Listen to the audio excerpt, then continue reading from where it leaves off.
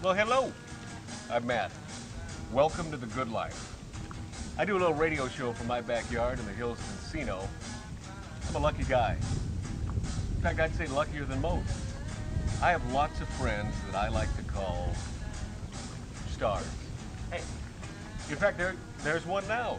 You probably know Ryan Stiles, Drew Carey Show. Whose line is it anyway? Black Hawk Down? I wasn't in Black Hawk Down, Matt. That wasn't me, okay? What are you doing here? The gate was actually open. I thought I'd take a little jacuzzi-roo. I got company coming over, okay? People that matter, okay? Get up, go. Bubbles feel so good, Look, Ryan. Matt, you know what? You gotta stop doing this, okay? I can't be coming home with the wife and kids and you're in my tub, okay? Just get out. I'm not wearing nothing.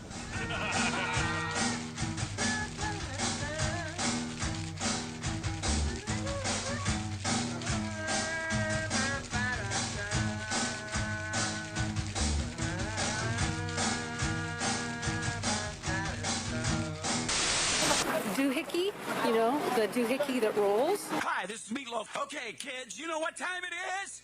You know what time it is? It's Outlaw Radio time! Most imitated radio station in the nation.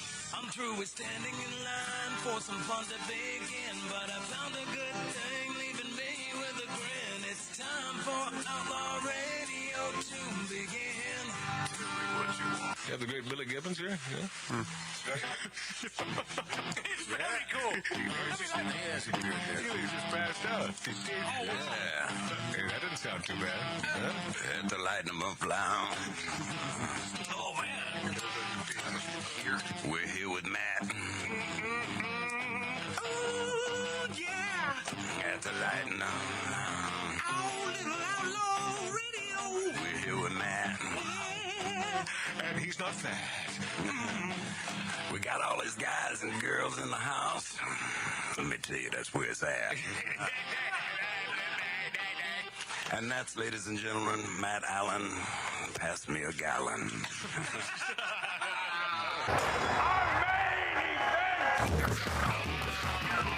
Outlaw. Outlaw Radio.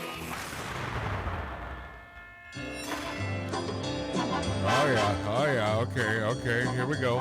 Oh, yeah. Welcome to Magic Matt's Outlaw Radio on YouTube, on Rumble, on X, and the finest radio stations in the nation. One of them shows, one of them rarities where yours truly has to produce and host. A lot of pressure. I'm under more pressure than an astronaut, my friends. And one of my favorite guys is here today. As I flew in this morning, I'm thinking, you know, I really like this guy an awful lot. His name is Robert Carradine. You may know him from many movies and television. And, you know, that laugh. He was in one of the big ones. You remember this? Star Wars. Butch Cassidy and the Sundance Kid. The Sound of Music. In the tradition of these great films about fighting back against the odds, 20th Century Fox presents another milestone in motion picture history. Revenge of the Nerds. It's not everyone that has a movie trailer vocalized by the great Orson Welles. I was just going to say, that's Orson. That is, I'm telling you, that is the man. I mean, that is, if you want a voiceover guy, that would have been the go-to.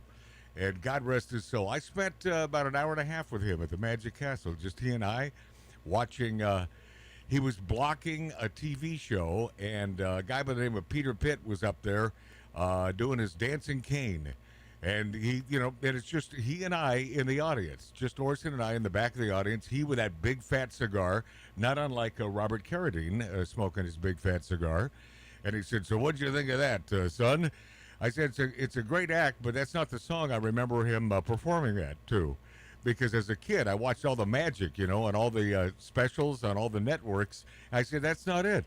So Orson said, "Peter, Could you try it again with Rhapsody in Blue? All because of this little 15-year-old punk sitting next to Orson, and I knew that Peter had a better song. And so Peter sort of looked at him like, oh, God, I'm so, yes, Mr. Wells. He comes back out, performs the dancing cane, which is a floating cane. It floats all around the stage, and he performs it to... He did it well. I love that trick. Yeah, to Rhapsody in Blue, and Orson looked over at me and said, son, you were right. I directed Orson Welles. See? He said, son, you are correct. That is the right song. Peter, Rhapsody in Blue it is. And there you go. That's my brush at 15 years old with the great Orson Welles, who did the trailer to Revenge of the Nerds. One of the, and I was going to say one of the funniest movies, but also... Classic. Yeah, it is classic, but Robert Carradine has been over here a few times, and I must tell you, I never saw the damn movie. So, I wasn't even aware of what this was.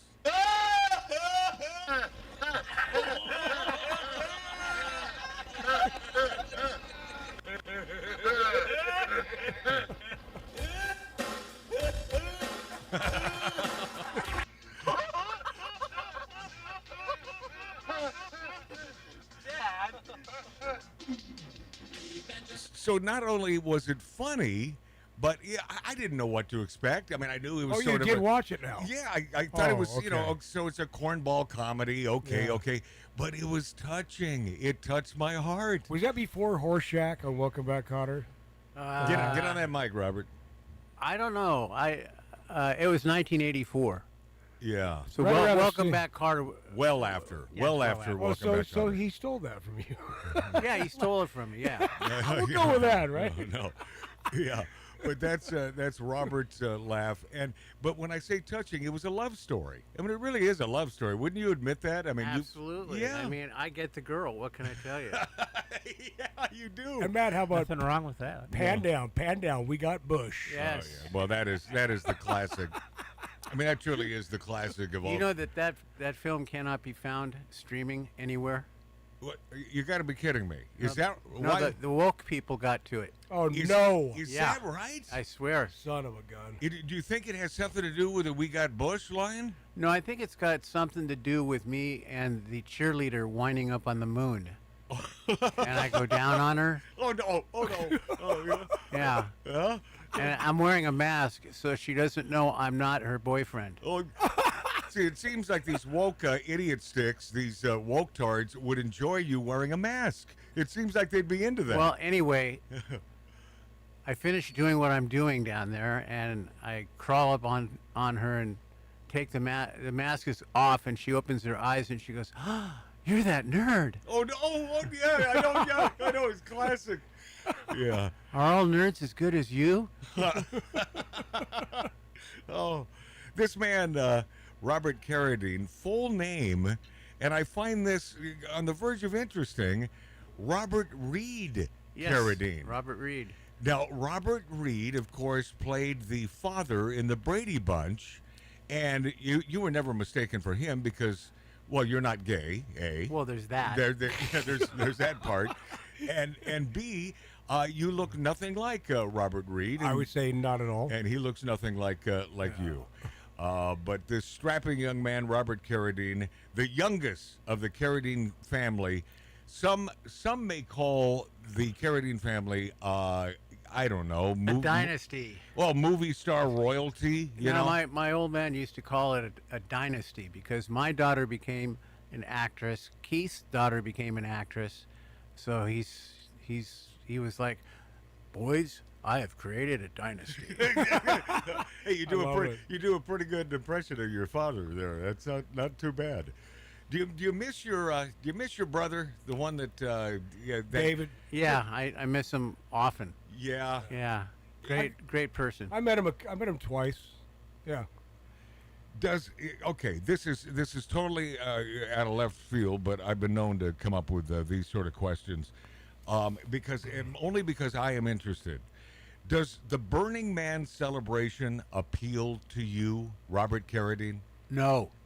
Oh man, See, Here, here, my friend. let me just tell you, Stinky, messy, gross. So I love this guy right out of the box, and I didn't know the answer. I swear to you, I didn't know the answer. But yeah, we were taking down Burning Man last week on the show because it is. I just see these folks as idiot sticks. I don't understand. Robert, isn't life tough enough than to put up with sweltering heat and/or sandstorms and/or mud? Yeah, I mean. Right, I don't get it. You don't get it. Okay, so you know Coachella, right? Well, Yeah. of course. I went down there for the country western version, which they do the next weekend. Right. Yes. So the country western version of Burning Man, sort of, right? Well, Coachella. Yeah. Yeah. Yeah. Okay, so anyhow, I walked 4 miles. Why? That's how big that place was to try to find my car again. Oh, jeez. It was horrible. So another. And I had preferred parking. Oh, no way. My buddy went through the same experience, man. He said, I went to one of the festivals. I was trying to find my car for like 2 hours. Yeah, no, it's horrible. And he said it was a horrible experience. He said, I'll never go back. Yeah, it cured me. Yeah, these sort of events, it's just too sweaty and smelly, and Man, everything. I'd rather watch a little concert on television. But I'll tell you what, the way the girls were dressed was pretty good. Oh, well, yeah, you gotta love that part. I love that part. I love how the country chicks, man, they Oh, man, swing it and just Yeah, and they got dress. those little short cutoffs. Oh, those are the Bare midriff. those are the tastiest. Yeah. You're talking. You my made speed. you made your first appearances, I believe, on television. Wasn't it Bonanza? Was that the first one? That was my first television appearance, Right. but my first film appearance was The Cowboys. Yes, with the great John Wayne, The Duke. and he was sort of a swell guy. But didn't you get under his skin a little bit? I did actually. Yeah. We'd been on location about 3 or 4 days, and we were shooting a sequence where all the cowboys are sitting on top of a corral fence, and we have to take turns riding this bucking horse. Right. And if we stay on the horse for 8 seconds, You did say bucking, right? I knew Oh, you would. okay. I just I wanted. know it's too can't easy, believe- right, Robert? Yeah, I threw it out there, and he grabbed it. I know, I did. Well, listen, it's a lot of work producing and hosting today. Yeah, and engineering. Yeah, and engineering, doing, Yeah, doing okay. the whole thing. So anyhow, A. Martinez, one of the actors, he rides into the corral. He gets on the horse. He breaks the horse. He makes it spin. He makes it back up, go forward, the whole thing. And he rides the horse over to the edge of the corral, and he throws the reins of the horse at the kid. He says, "Here, boy, maybe you can ride him now." And the kid comes off of the fence and starts fighting with A. Martinez. Well, I get off of the fence, and now I'm fighting with A. Martinez. Oh. And Duke Wayne says, "Okay, break it up. You," he says it to me, he says, "You, get back on that fence where you belong. Now, you," to A. Martinez. I go, "Well, hold on a second, Mr. Wayne. Oh no! Oh no! I don't think you should tell me to get on the fence where I belong. Oh no! Oh I think no! you should just tell me to get back on the fence. Oh no! No! No! Because I'm the head kid." Oh no! No! You're talking to John Wayne like this? Yeah. You. I've been on location 4 days. I'm 17 years old, and I'm trying to tell John Wayne how to do his fucking line. you arrogant little bastard. Oh, that's what he said. That's how he started. I mean, he laid into me pretty good. Hey, speaking of your bro, you were in Kung Fu, weren't you? I was. I played a mute. Oh, no kidding. Yeah, and every day when I got to work, the crew was like, "You know your lines?" I'm like, "Ah, ha, ha." Yeah. I actually watched Kung Fu religiously, man, growing up. I liked that show. It was a great show. That was great. And hold on a second, but it just hit me that the Cowboys, there was a famous man in that movie that I knew from the Smokehouse in Burbank. By the way, the Smokehouse is one of those classic joints, old-time restaurants, steakhouse, and still good to this day. You know, It's still good. It is. It's one of the great places. Right next to the studios. Yeah, right across from Warner Brothers. And this man used to hang out there at the bar and he had a voice like this. Roscoe Lee Brown. The great Roscoe Lee Brown. And man, he must have been in seventh heaven being around all of you young boys. Well, now I'm not going to go into detail. I mean, this man was, but he was out of the closet. I mean, this guy was trying to pick up youngsters of age, but men. Yeah, I smell men in the smokehouse, and it's like, he would try to apply his trade, his wares, even if you're not homosexual. And I had to explain to Roscoe one day, it's like, listen, Roscoe, I'm certain if I were gay, I'd find you attractive and all that. I think you're a fine actor, and how about that voice? But I'm not a gay guy, so you will get nowhere with me. Did he do the VO at the Haunted Mansion? Right? No. Kind of sound No, like he had that voice. Roscoe Lee Brown had this voice like this. And so you're not going to get into the sordid details. So you're saying he wasn't trying to pick up on boys on the set of the Great Western that you appeared in with John Wayne? No, he was very well behaved. Okay. Now, didn't you say your father, though, because you mentioned Carradine, and didn't John at one point say, oh, that's your dad or something like that? Was that involved in this story or not? It seems like you... No, but the Duke said you're a bigger hand than your old man ever was. Oh, love that. Love that. Yeah. And your mother also an actress. Yes. Right? Yes, that's correct. Yeah, and of course the great actor John Carradine. But this Carradine family, I mean, do you pinch yourself? Do you sometimes think you're lucky, or do you sometimes think it's a horror that you're involved? No, I feel blessed to be a part of this family. Awesome. Yeah. Yeah, it's the shit, man. Well, I like you guys a lot better than the Baldwins. I'm just going to stop there. Yeah. Well, none of us killed anybody. Well, yeah, true. True. Well, there's always that. Yeah. And by the way, I think it's a positive not to kill someone. I've always thought that would be, right? Wouldn't that be in the category of positive in your life? Yeah, I would say. I mean, you kill somebody, that's a first-class ticket to hell. Yeah. Oh, Yeah. See, God, I love this guy. He hates Burning Man. I love that. I've always liked the dude, and we rarely get into politics and so on. But I spent the last 2.5 days with my Uncle Dick in Northern Nevada, who I love more than I love him up there with the love I have for my daughter. Oh, that's beautiful, Yeah, man. yeah. My hippie Uncle Dick. Do you love me that much? Not even close. But who are you? Thank you. Yeah, who are you again? Thank you, Marty. Yeah, I've created I've created a dynasty. Although Mark's not my son, he's my brother, but still a radio dynasty nonetheless. If you put yourself back in that movie with the Duke, is there something that you would like to change or do differently? I mean, this 17-year-old kid, on this set, do you look back and say, damn, if you watch the movie again, I should have done that? No, I like it the way it is. You do? Yeah. See, that's nice. No regrets are a beautiful thing. Isn't that a rabbit hole as a performer you don't want to go down? Definitely. I remember there was a scene where we get all the guns back because we're going to go get the herd back for Mr. Anderson. And Roscoe Lee Brown says, you're going to get yourselves killed. And I pull out my Colt revolver and I spin the cylinder and I go, we're going to finish a job. Put the thing away, right? Well, about 30 minutes after we shot that, I decided I wanted to do it again. Oh, no. So I went over and I told the director, Mark Rydell, I said, hey, Mark, I'd really like to do that again. He goes, do what again? I go, when I take the gun out and I spin the cylinder and stick it in my holster? He goes, oh, well, you see where the camera is now? And I said, yeah. He says, the best time to tell me something like that is when the camera is where we shot that. That is so Set up for this next shot. Yeah, he'd already moved on.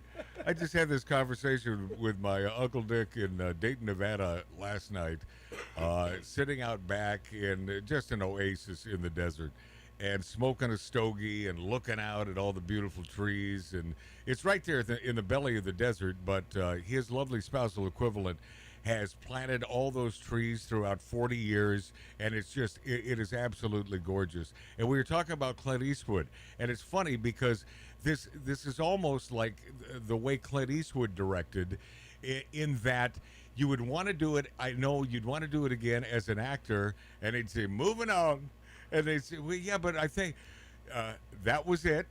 That's a take. Well, you know, somebody was interviewing Clint, and they said, hey, man, you know, in your movies, there's certain scenes where it seems like people are saying the words for the first time. He says they usually are. Yeah, I know that. But somehow it works. Somehow. Well, it works because the presence that you have the first time you do the scene, right? You're never going to get that again. Yeah, that's a oneer, and Clint knows that. He knows that. Yes, yes. He'll shoot the rehearsal. Right, yeah, it's innate, right? It's this innate. Well, it's also, you know, growing up with the greatest directors ever with Sergio Leone and Don Siegel, Don Siegel, and oh my God, I mean, this man was surrounded by the best in the business. And Robert, like you're saying, sometimes that first take, whether it be in the recording studio or on set, the first take works, and you save it and you go back to it. Yeah, you wind up going back to it. You really do. I mean, I've been in the recording studio a lot, in a vocal booth, and I'll say, I don't like that, and the producer says, no, we're keeping that. Yeah, right. Take another take, do another take if you want to. But we got it. But I'm playing this back for you, and then you're going to know what I'm talking about. Yeah. And they're normally correct. Yeah. That's why they're producers. Well, that's also why Clint Eastwood always came in under budget, and he made an S-load of money for the studio. Always under budget. Yeah, and on time. Yeah, and on time, and he didn't waste time, and he looked at it as, you know, I'm talking like he's gone. I don't want this guy to ever go away. He's the last movie star. But, you know, he's up there, 95 years old, right? Yeah, still cooking. Can you imagine yourself at 95? Is that something you look forward to? Yeah, it's rapidly approaching. Yeah, you don't look like it's rapidly approaching. No. But this age thing is my bailiwick, man. This is, I've always been the youngest in every radio station. I'm always the kid at the station. And all of a sudden, one day, Robert Carradine, and I'm certain you discovered this, all of that changes. You're no longer the youngster there. No. It's a pisser, isn't it? Yeah, I'm the one with the gray hair, man. Yeah, I mean, it is. Yeah, but another reason why I adore this man.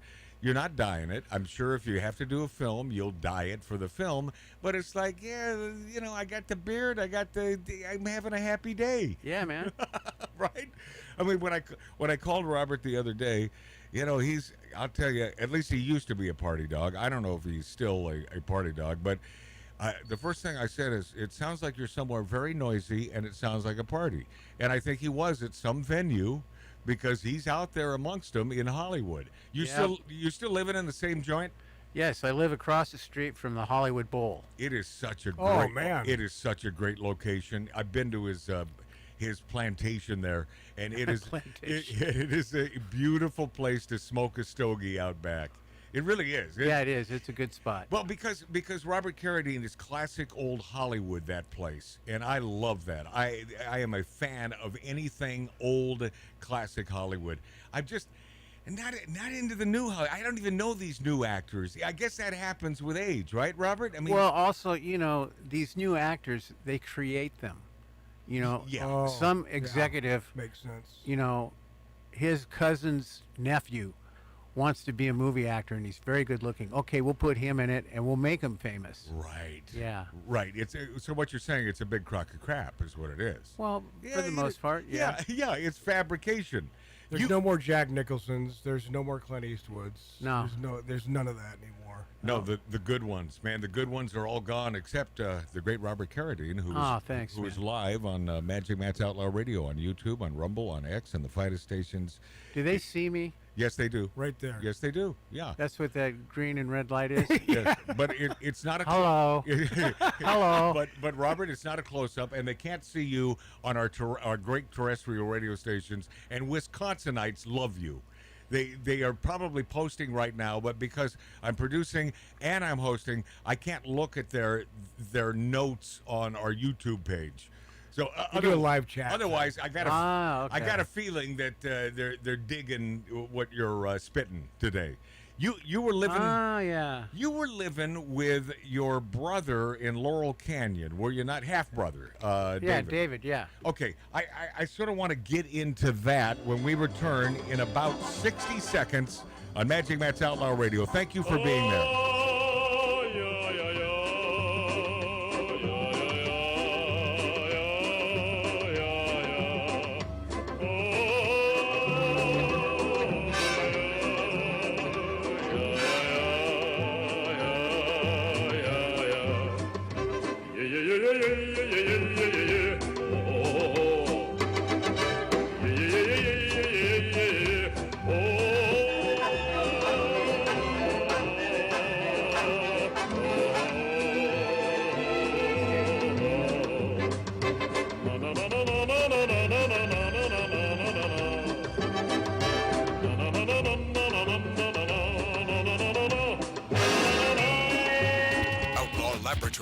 With over 200 research workers, academic staff, and PhD students worked around the clock 7 days a week for 9 years. And today, we deliver broadcasting from atomic scale components, 21st century technology, talk stars, and subliminal messaging. Motivating, stimulating, mildly erotic, 24/7. Outlaw Radio. Outlaw Radio. Oh, okay, I found my microphone.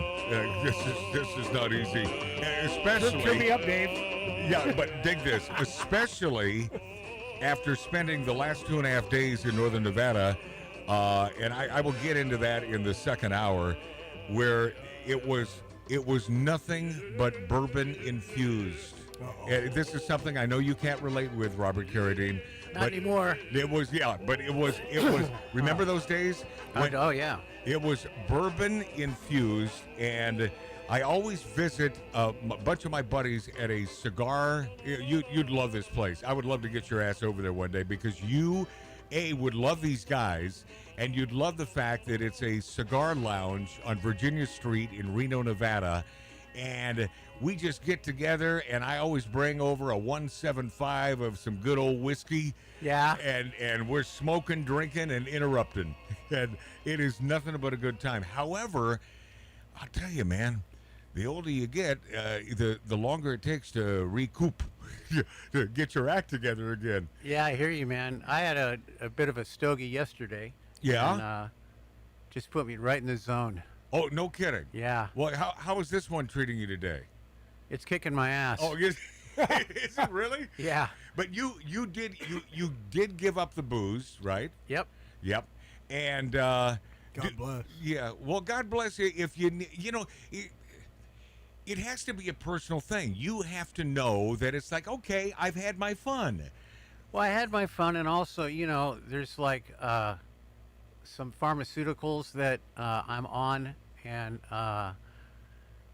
the liquor, Didn't mix. it doesn't mix Yeah. very well. It kind of makes them ineffective, which isn't good. Why take them? Well, Right. these pharmaceuticals that you're on, are they to keep you alive or just live a better life? Yeah, it's like for hypertension and shit like that. Yeah. And I'm very glad that you're alive. If I ever read that Robert Carradine, Oh, wow. I'd be What pissed. the hell, I'd man? be pissed off, Where are we Bob. going Bob, I'd be with pissed. this? I simply want you to know. Bob, this is your eulogy right here, Yeah. Right now here, on I'm Outlaw living my Radio. eulogy. Yeah, but wouldn't it be better? Isn't it better to celebrate your life while you're alive? I Yes, mean, absolutely. Right? That's what I've always thought. Fuck yes. So there you are with your half brother David in Laurel Canyon, California, and was he sort of your mentor or your dad? Your He's pseudo sort of like my big brother / dad. Yeah. And I was going to Hollywood High.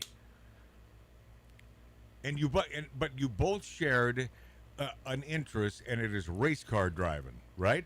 Well, we're both car nuts, but I was the one that actually wanted to go racing, and he made that happen for me, and it was pretty great what he did. He bought a Ferrari Daytona race car, Oh God! and I got to race it in 5 different races. and No that was way, man. Really great. One of them was the 24 Hours of Daytona. One of them was the 12 Hours at Sebring. And then I also raced it in Portland, Oregon, and where else? Phoenix, Arizona. Raced it there. That is Hey, so cool. Hey, Robert, this goes back enough years where you may have had the occurrence of running into the great Paul Newman, who was a race nut as well. Well, it's funny you should mention Paul, because Yeah. Paul and I, we were on the Ferrari team together. Ah. Clint Eastwood owned the car that Paul drove, and my brother David owned the car that I drove. And we had 3 drivers per car, and it was incredible. Then cut to 1991, I wind up on the Lotus racing team with Paul. Okay, did you pinch yourself? Was it extra cool? Totally cool, and he was the coolest guy. That's awesome. Yeah, he was so down to earth. Listen, this is not about me. It's about Robert Carradine. However, I will just throw in that I did meet the great Paul Newman in Seattle as a little baby DJ working at KJR, and they sent me out to whatever the racetrack was. They said, "You're going to interview Paul Newman." I said, Paul Newman? Okay. And so it was the quickest interview because this man had more energy per capita and he said, stay with me, son. And so he's like almost running. He's jogging on the racetrack to get to his car I forget exactly what it was. But this man I found just passionate about driving. Right, Robert? Oh, absolutely. He would rather do that than anything. Mm-hmm. Yeah. And I remember he won his class at the 24 Hours of Daytona, and I called him up to congratulate him, and I left a message, and I don't know, I guess the next day I got a call back, and my wife answered the phone, and she goes, "Honey, do we know anybody named Paul?" Oh no. Oh no. Oh no. Great. He was really glad that I had congratulated him, and he wanted to know if I'd been to an IndyCar race. And I said, "No, I haven't." He said, "You want to come to one?" I said, "Yeah." He said, "Okay, meet me at Westchester County Airport." And he gave me the date. So I met him there. We climbed on his jet. Oh no. We flew to Toronto, Canada. We were met in Toronto, Canada by a helicopter, which took us right to his pit Holy crap. at the racetrack. We had dinner that night with Mario and Michael Andretti. Whoa. I mean, it was a dream come true. It was Now incredible. then you're pinching yourself. Oh man, I couldn't believe it. Plus, Mario had commandeered somebody's Cobra and was giving rides around the racetrack. No. So I got a ride with Mario in a Cobra at Toronto Raceway. The classic Cobra. Yeah, the classic GT. Cobra. Yeah. Wow. Robert Carradine, are you still driving that big black muscle car? Yes. Yeah. The police car. Yeah. It's the best. What is it? It's a Dodge Charger Police Pursuit. Nice. Yeah, and it looks exactly like a police car. Can I give up the ghost about where you park? I don't want people to come look. Do we have your address? Yeah. Yeah, you guys have my address, but we'll keep that to ourselves. Can we just? Can I sort of say? Okay, let me put it this way. Free parking. Put it that way. Free parking. Yeah, he has free parking because God bless it. but everyone believes it's a police car. Well, it is a police car. Well, it is a police car. Yeah. How did you acquire such a vehicle? Well, I've been driving police cars since I did the Nerd movie. We had a bunch of cars out there that were nondescript cars that the Teamsters let the actors drive so they didn't have to rent us cars. Right. And I picked this one. It was a retired highway patrol car, Dodge Monaco with a 440. This car was incredible. And I fell in love with it. They let me keep it. And I think it was about a month after we finished filming, my brother Mike and I went to the fights in Culver City. And we were late. And we're thinking, you know what? Let's just park in front. Who cares? It's a prop car. Big deal. We go in. We come out 3 hours later. The car's sitting there. No ticket. And that's when the light bulb went off. Oh, no. Yeah. Yeah, ding. Free parking. That was it. So I've been driving them ever since. I just That's love great. So the car that I have right now, A friend of mine is friends with a Dodge dealer out in the San Fernando Valley. Yeah. And we went over to go meet the guy and hang out. And I said, hey, by the way, do you ever get any of those Dodge Police Pursuit cars? He said, well, I don't deal in those, but I got a friend down in Anaheim that's got 40 of them. Hello. Man, the next day I was there, went to the credit union. I almost bought 2 of them so I could put one away. Yeah, I love that car. 440, man. That's a good engine. Ripping What do engine. you have in yours? It's a Hemi, 383. That's all you need to Hemi. know, Mark. It's a Hemi. It's a Hemi, yeah. Yeah. Well, I have I wasn't frightened, but a little trepidatious, in that I rode with Robert from his house one day down Sunset Boulevard. He said, "So do you want pizza or do you want lamb chops?" I think it was either pizza. Well, that's kind of a weird. No, I know pizza or pizza you or want, lamb chops. No, because the place where we went, they had a happy hour meal of lamb chops and fries for $8. Right, Oh, right. hell Now, yeah. now, Sign me me not up. being a lamb guy, I said, no, let's do pizza. So, of course, where do we end up there, Robert? Oh, The Rainbow Bar and Grill. Rainbow. Of course, that's where you go for pizza. Yeah, man. On Sunset.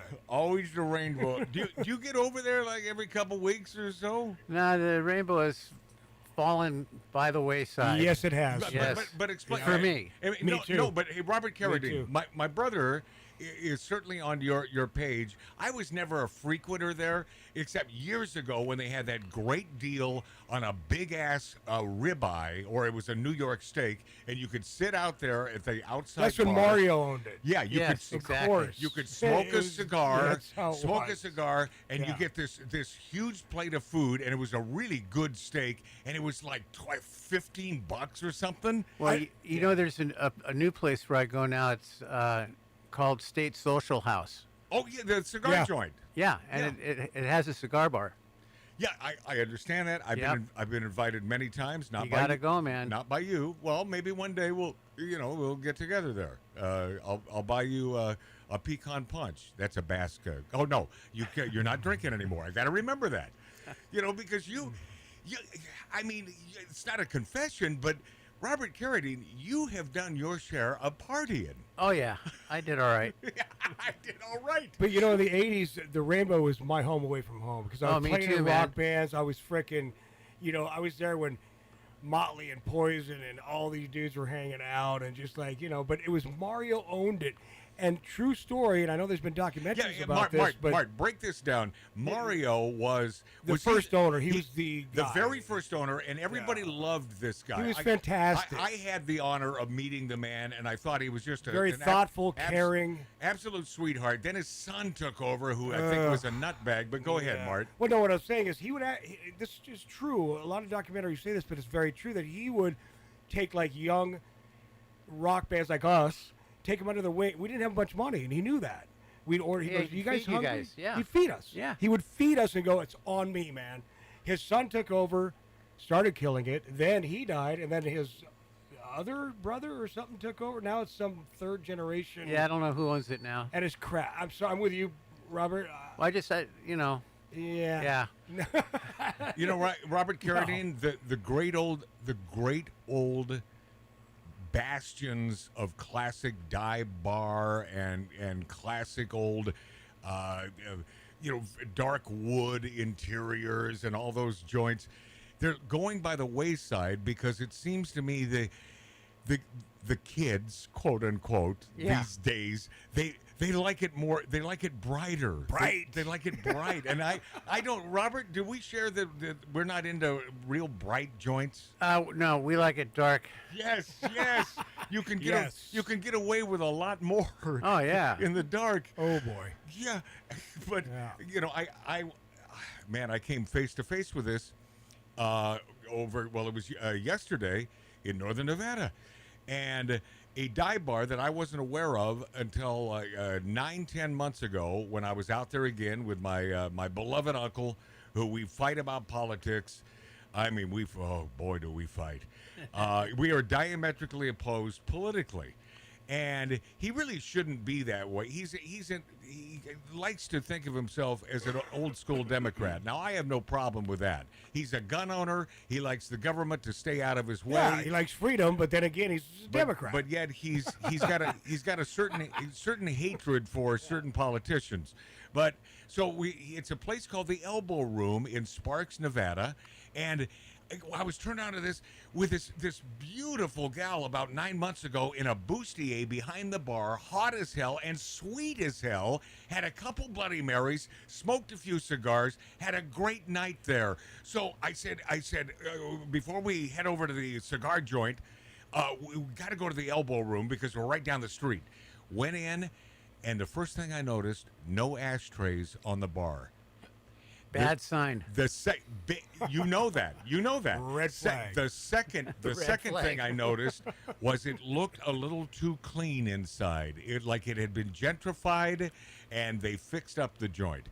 So I'm thinking, I bet a woman bought the place because females will mess up every dive bar. It's true. I don't know if you know this, Robert. Well, there ain't no women around here, I can tell you that. Oh, you've seen the set. Yeah, Oh, you're yeah. sitting in the set. I'm sitting in the set. Yeah. But another bar, and so I told this, and by the way, a lovely mixologist, a sweet gal in a beautiful blue dress, and I told her so. I said, that blue dress is absolutely gorgeous. I said, but what I'd like to make clear is that this guy with a beard, my uncle and my own self, we probably aren't going to order a drink. And so, but I need to ask you a quick question. Why are there no ashtrays? She said, no smoking. We are now no smoking. I said, that's why we're not going to order a drink. But I want you to know that I don't hold it against you. And I used to love this place, but I won't be back. You think I'm out of line, Robert, for telling the truth? I've always been a truth teller. Well, your mouth to God's ear. Yeah, right? It's like all the great places, the youngins will come in and screw it up. Don't gentrify a dive bar. We'll be this after back. Magic Matt's Outlaw Radio with the great Robert Carradine.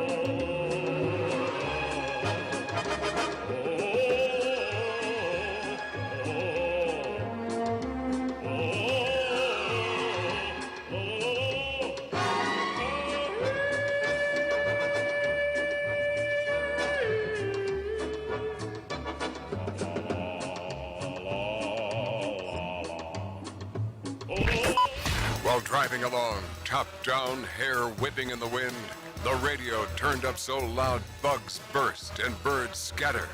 You've got it locked on the greatest show on earth. Tanned, relaxed, and grinning. The legendary Outlaw Radio. All right, now, let me explain real quickly. We're sitting here minding our own business in this 1876 Virginia City, Nevada-style bar with a man that made an appearance as a killer in the Martin Scorsese film Mean Streets, shooting to death the character played by his brother David. How did that feel? Was it surreal for you, Robert Carradine? Yeah, that was totally surreal, man. Because I had long hair at the time, and I didn't want to cut it. Like, right? To do just one day on a film. And so they put my hair behind my collar and had it kind of stashed back there. And all day long, Scorsese's going, does this hair look all right to you? Does this hair look normal to you? Does that look right? Does that look normal? Right. Anyhow, I followed David into the bathroom, and it's over the shoulder on over my shoulder onto David. I pick up the gun and I shoot. And he cuts. He says, okay, this is driving me nuts. This time, take the hair out from behind your collar and then kill your brother. Oh, wow. So I did that. And ever since, Scorsese has been in situations where he's talking to a film class or something. They want to know what the significance was of that. Right, right. Was it a ritual killing? Yeah. No, he just was Yeah. concerned about my hair looking Yeah, odd. right. It wasn't really, didn't have really meaning to it. Okay, so I called Robert Carradine from Northern Nevada up there in Virginia City. We're sitting at Piper's Opera House Bar. I said, Robert, can we reschedule because I can only get you for an hour tomorrow? He said, well, did you realize what you have to do? By the way, are you doing an autograph session thing? Yes. Yeah, you'll run into Kato Kalin there. You're both at the same event. So the last few minutes, let's hear this great guitar player, Robert Carradine. Take us out, man.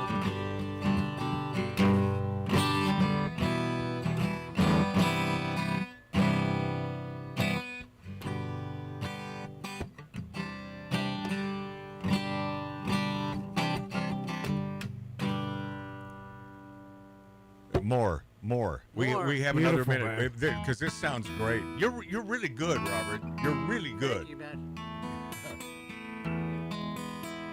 He wants my guitar, by the way.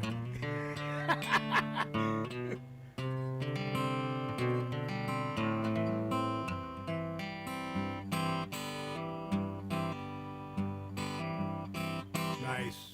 Beautiful. And by the way, no picks.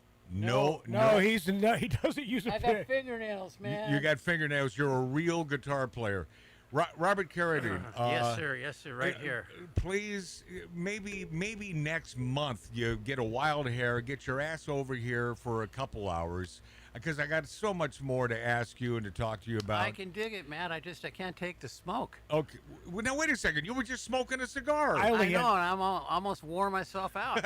Is that right? Jeez, I got to tell you, this getting older thing. But what are the consequences of not getting older? See, therein lies the problem. Hey, Robert Carradine, I love you dearly. I'm blessed to know you. Thank you, Matt. And let's get together at the old social and have a cigar. Absolutely. I'll bring you one of my Cubans. Okay? Well, how about a cigar instead? You see what I did Oh, there? I take both. Yeah, The Cuban and the cigar. yeah. That, my friends, is the great Robert Carradine. I love that man. He's one of the good guys. Say bye to those guys. Yeah. Bye, guys. Yeah. I want you to know from my heart, he is truly one of the good guys. The great Robert Carradine. We'll be this after back on Magic Matt's Outlaw Radio.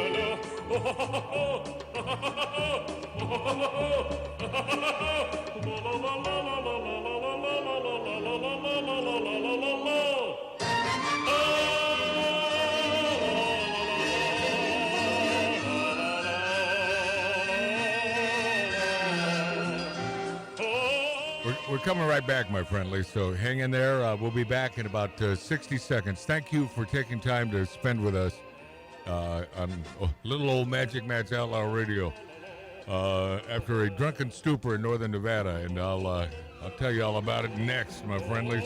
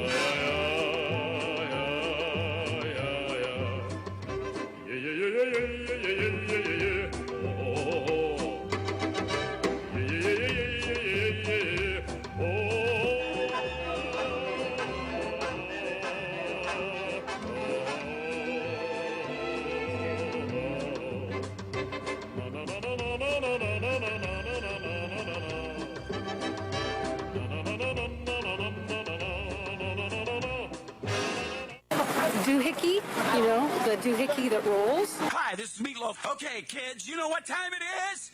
You know what time it is? It's Outlaw Radio time! Most imitated radio station in the nation. I'm through with standing in line for some fun to begin, but I found a good thing leaving me with a grin. It's time for Outlaw Radio to begin. Tell me what you want. You have the great Billy Gibbons here? Yeah. It's very cool. He's just passed out. Yeah. Hey, that didn't sound too bad. Had to lighten them up loud. Oh, man. We're here with Matt. Oh, yeah. Had to lighten up.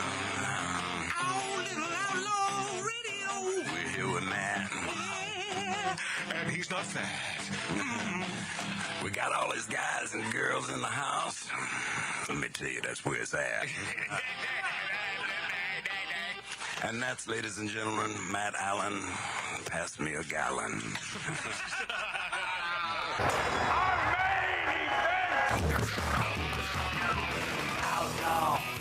Outlaw radio.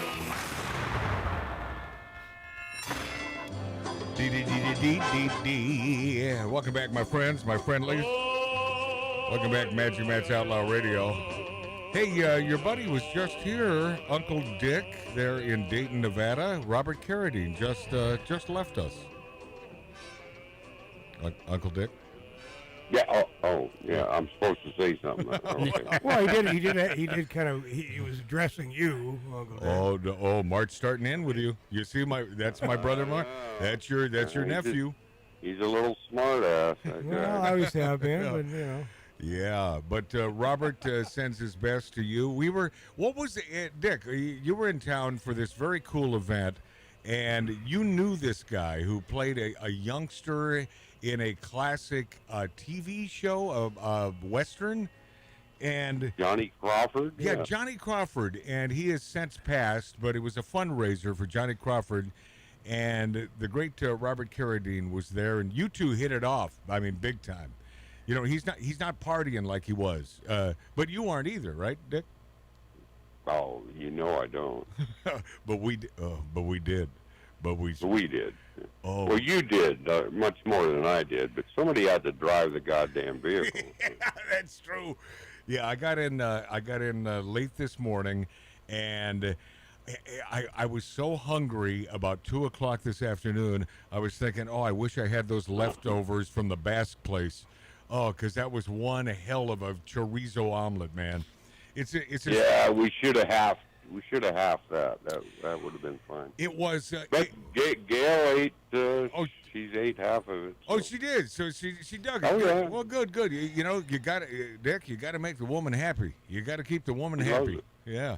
Chorizo. Yeah, you know all about that. Keeping women happy, right? Yeah. So do I, Uncle Dick. That's why Matt and I don't. Yeah. We're just. Yeah, that's why Matt and I. Yeah. Well, how is Mark? Your favorite Jew is doing just great. There we go. There you go. I really miss your backyard. Really miss coming to visit you. Oh God, yeah. Well, I wish you were. Well, you can't. I wish I were less than a douchebag. Yeah, and an idiot. Yeah, an idiot. Yeah. And I noticed how Mark interrupted. Well, at least you admit it. So. Yeah. It's pretty glaring. It's a quick story. It all stems from Mark and my own self there at Uncle Dick's plantation. It really is. It's a beautiful oasis in the middle of the desert in Dayton. And it's hard to get 86 from. And Mark's been 86. Oh yeah, it's tough. It's tough to get fired. It's hard. Yeah, it's tough to get fired from Uncle Dick's joint. But I will tell you that Mark always finds a way, and he had some dirty socks that he threw into Gail, your spousal equivalent's dryer or washer. Dryer, and she discovered these socks in there and was, I guess, the way to describe it was a little more than pissed. Mortified. I think she was thoroughly tiffed at me. To the point where she said something that Uncle Dick, in his younger days there in the Reno area, heard from every bartender, and the term is out. And then and of course Mark is never invited back because he does stupid can't crap. behave and can't behave. I mean, who the hell is at someone's house nice enough to allow us into their beautiful abode, and he decides, well, I got a couple socks, I think I'll just whip them right into the old dryer. Who does that? Who does Mark that? does that. Mark does that. And see, Matt, I told our sister Debbie, Yeah. Uncle Dick, you might know her. I've met her before. Yeah. Yeah, but anyway, I told Debbie the story, and Debbie goes, "Oh my God, he would have been out." Yeah, women don't. Yeah. Yeah, no. Yeah. Yeah, it just turned out that the dryer vent wasn't connected properly and Who not cares working. about the dryer vent, dude? Well, that's why it wasn't. They didn't use the machine. Hold on a second. Oh my God, it's about the dryer vent. Wait a second. Did that have something to do with it, Dick? The dryer vent? I never heard that. I Yes, have not that's heard that. You know, the dryer vent. Wait a is minute, whoa! Does that not- take back from you putting your frickin' dirty socks into these? Well, they weren't dirty anymore. See, I think he's trying to buy He it back. No, I'm not buying it back. It's just a in the fact. sink. You He wash washed them in the sink first? Wait a moment. Okay. In the bathroom. Oh, yeah. now it's getting better. Okay. This is. Oh, this is getting fun. Oh, I didn't hear about this. So first you washed your socks in the sink, and then you threw them in the dryer. No. Well, no, it was more in the shower. Oh my God. Oh God. Okay. Oh, the shower. Okay, excuse me. That makes it better, Uncle Dick. You know, I got to tell you, I got to tell you, I've always adored your spousal equivalent, Gail. I love the gal, and I'm loving her even more right now. She did the right thing. She did the right thing. Mark out. Yeah, gone forever. Yeah, and, Yeah. So never. Too bad. Did it? It is too bad. Never to enjoy the beautiful solace that is that backyard. Oh, ever it again. is just so tranquil and lovely. And guess what? You'll never see it again. Never. And Just- that's it. Yeah. Well, I'll tell Hey, you can show him some pictures. I'll take pictures of it. Okay, so you can pretend you're there. You can put that on Yeah. your windowsill, Mark. I have to go and borrow some rabbits and throw them around my apartment. Yeah, because he has wild rabbits there. And by the way, we saw a gaggle of horses. We saw about 5 wild horses that's cool. at the end of a street. Cool. That is cool. Unfortunately, And what did we see this morning, Matthew? yeah, on the way to the airport. Not good. No, Not good. we see a couple cop cars. You know, a lot of the lights ablazing, and look over, and Dick notices it first. I may not have noticed it, but you know, he sort of knows what he's looking for, and it's like, nailed a horse, man. No. Oh, that is just horrible. But I'm sure Matt. I'm sure it happens out there. Yeah, Where people. Yeah, Matt, is the car It okay? happens a lot. Yeah. Yeah. See, I'm going to teach you something about timing, one day, Timing, Mark. But you timing just, and comedy. You just cannot. You cannot. Even when you're trying to be a blathering piece of crap. Just now, he was trying to be an ass, and it didn't even come out right. No, it did. He can't even be an ass correctly. No. I mean, that's Mark C.G. No, Square. what? Wait a minute. What is that? Mart or Marty? Which is Oh it? no, it's Mark, not No, me. it's me. Your favorite Jew. Yeah, that's Mark, not. Oh, Mark, not Mart. Okay, yeah. Marty. See, if you Oh, no. said Marty. Oh, and then- Marty. Marty. Then it would make sense. There. There you go. There you go, dicker woman. Oh, Oh, I tried. yeah, they got into it on the phone yesterday. Mart had a real problem with Uncle Dick calling him Mark. Oh, he's like he wanted to kick my ass. I'm going, wow, this is really good. I don't see that happening. Yeah, no, it's true. I don't see that happening. So No, I wouldn't bother with. So Uncle I was Dick.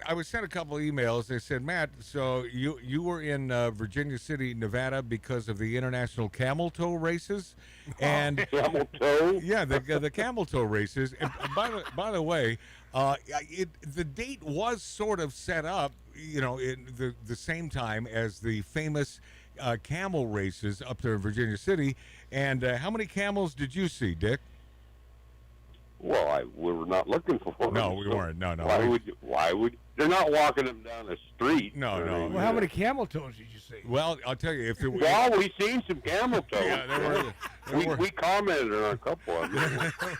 Yeah, there was a God bless. there was a camel toe or two up there. Silver dollar. How about the silver dollar? There was a camel toe there. There, most certainly. Oh, you guys are my blood. The Silver Dollar Saloon is one of the last bastions of great bars up there, and I got to say hi to Kevin Herrick. He was the dude with the that cool black leather vest, you know, the old time leather vest. Oh, yeah. Sitting with us Yeah. there, Dick, at the Piper's Opera House, the corner bar, and. And then, of course, Jim, the train man, and his Doctor. That's Dr. Kevin Harris. Yeah, that's right. He's a doctor. He lives in Northern California, and he would like to get out of Northern California, but because of his spousal equivalent, he can't convince her because he loves it up there in VC as well. I mean, what's not to love? You know, I mean, that would be a fun place to live. Did you ever live up there, Uncle Dick? No. I wanted to, but never did. No. Yeah, and now it's pricey. You know, this was a time when it wasn't pricey. You could the folks from the house next door where they're paying rent of $600, you could get a place up there for damn near nothing. But now, not these days. You know why? The Californication of Northern Nevada. These bastards from California, they can screw up a wet dream. Yeah, they can. Yeah. But it was. Well, there's a lot of these what you call gay people that live up there now. What do you call them? Gay people. Yeah. You mean up there in Virginia City? Them gay people. Yeah. The gays have they taken over? Have they taken over Virginia City? Well, they're trying to. They're I don't know. I don't know. I know. You know. I have a pocket full of gay friends of mine, and they would think it's blasphemy, I think, to ruin a great dive bar. In fact, Mark, remember the joint where I ordered the thing on the menu called the Mess, which were homemade enchiladas smothered in chili with a salad strewn on top? Yeah. At the Coney Island bar. Does that ring a bell? Yes. And I couldn't look at it. Yeah, no, but oh God, it was so good. And Dick, you got to try this one day. I'm telling you, you will like this. It's called the Mess, but at the Coney Island bar, we walked in there because we thought, after heading to the old Swiss Chalet, which is the greatest dive bar in Reno, by the way. Well, it's called the Swiss Bar now, but yeah. But it was the Swiss Chalet. It was. It still is in my mind. Yeah, so, well, same here. And you got old Henri Mary behind the bar. She's the greatest. Oh, she's a crusty. Yeah. Yeah, and I love her. I love her dearly. And they haven't changed a damn thing in that dive bar. God bless them for keeping it the same. We sit there, smoke stogies, play a little blackjack, play a little, on the machines, and just a great vibe in that place. So I'm thinking we have to head over to the cigar bar on Virginia, which is, the main drag there in Reno, and meet up with my buddies, and we all smoke stogies and have a little whiskey and so on. I said, we should probably get some food in us. Have a little whiskey. Yeah, a little whiskey. We should probably get some food in us. So I said, let's go to the Coney Island bar. So there we are in the Coney Island bar, and the first thing I noticed, I said, oh no, they've changed it. They've changed. The bar is longer. It looks gentrified. I look into the other room where Mark C.G. Boyer and I sat. It hadn't changed for, I think, 60 years until very recently. They're doing this. I think everything's happening over the last 9, 10 friggin' months. They're screwing up the great joints, and so now it's all clean there inside the Coney Island bar. And I only saw one guy that looked like a classic old, crusty old local there at the bar. And I told Dick this. I always wanted to sit at that bar. I never got the opportunity. And now they've gentrified it, so it's brand new inside. Yeah, I hate that. Which means, Mark, a female must have bought the place because they clean the joints up. No. Ladies, we love you. Just do the right thing. Don't mess with old great divey places. Well, it's woke crap too. It's like Carradine said, the woke, which I love. Breath of fresh air to hear Robert say. Oh yeah, the woke. Yeah, screw things up or whatever. Yeah, he Dick. said. Robert Carradine, not a big fan of these wokesters. Not a big fan of these idiots. So how about that? Wokesters. Yeah, the wokesters. What the hell is a woke anyway? I'm not even going to get into it. The point is they're pieces of crap. That's what they are. They're not this, and they're just simply. I'll tell you who the wokesters are. That parade that's going to happen in Carson this coming weekend. Purple hair. LSMFT, yeah. L-E-I-E-I-O. LSMFT, that's it. That's what I call it. Purple hair, rings in their noses and their faces, and tattoos. And by the all way, over. do what you want. Do what you want to your body, but I don't understand the pride aspect of it. I just don't get that. I'm with you on that. I don't get it. Prideful of what? Yeah. So anyway, so we had both shared a pastrami, a Reuben, and it was delicious. It was a delicious Reuben, and then it was good. Is it Reuben corned beef? Well, the original, usually. Yeah, the original Reuben is corned beef, but I like a pastrami Reuben. I should have gone with a corned beef though, because I think that's their expertise, man. I think corned beef is their thing. It's all about the sauerkraut to me. Well, listen, I've had corned beef and potatoes there. The classic Irish dish, and it's just delicious. Yeah. But I just can't imagine going back in there. It's too clean, it's too new, and it absolutely pissed me off, man. And then, so we head down the street.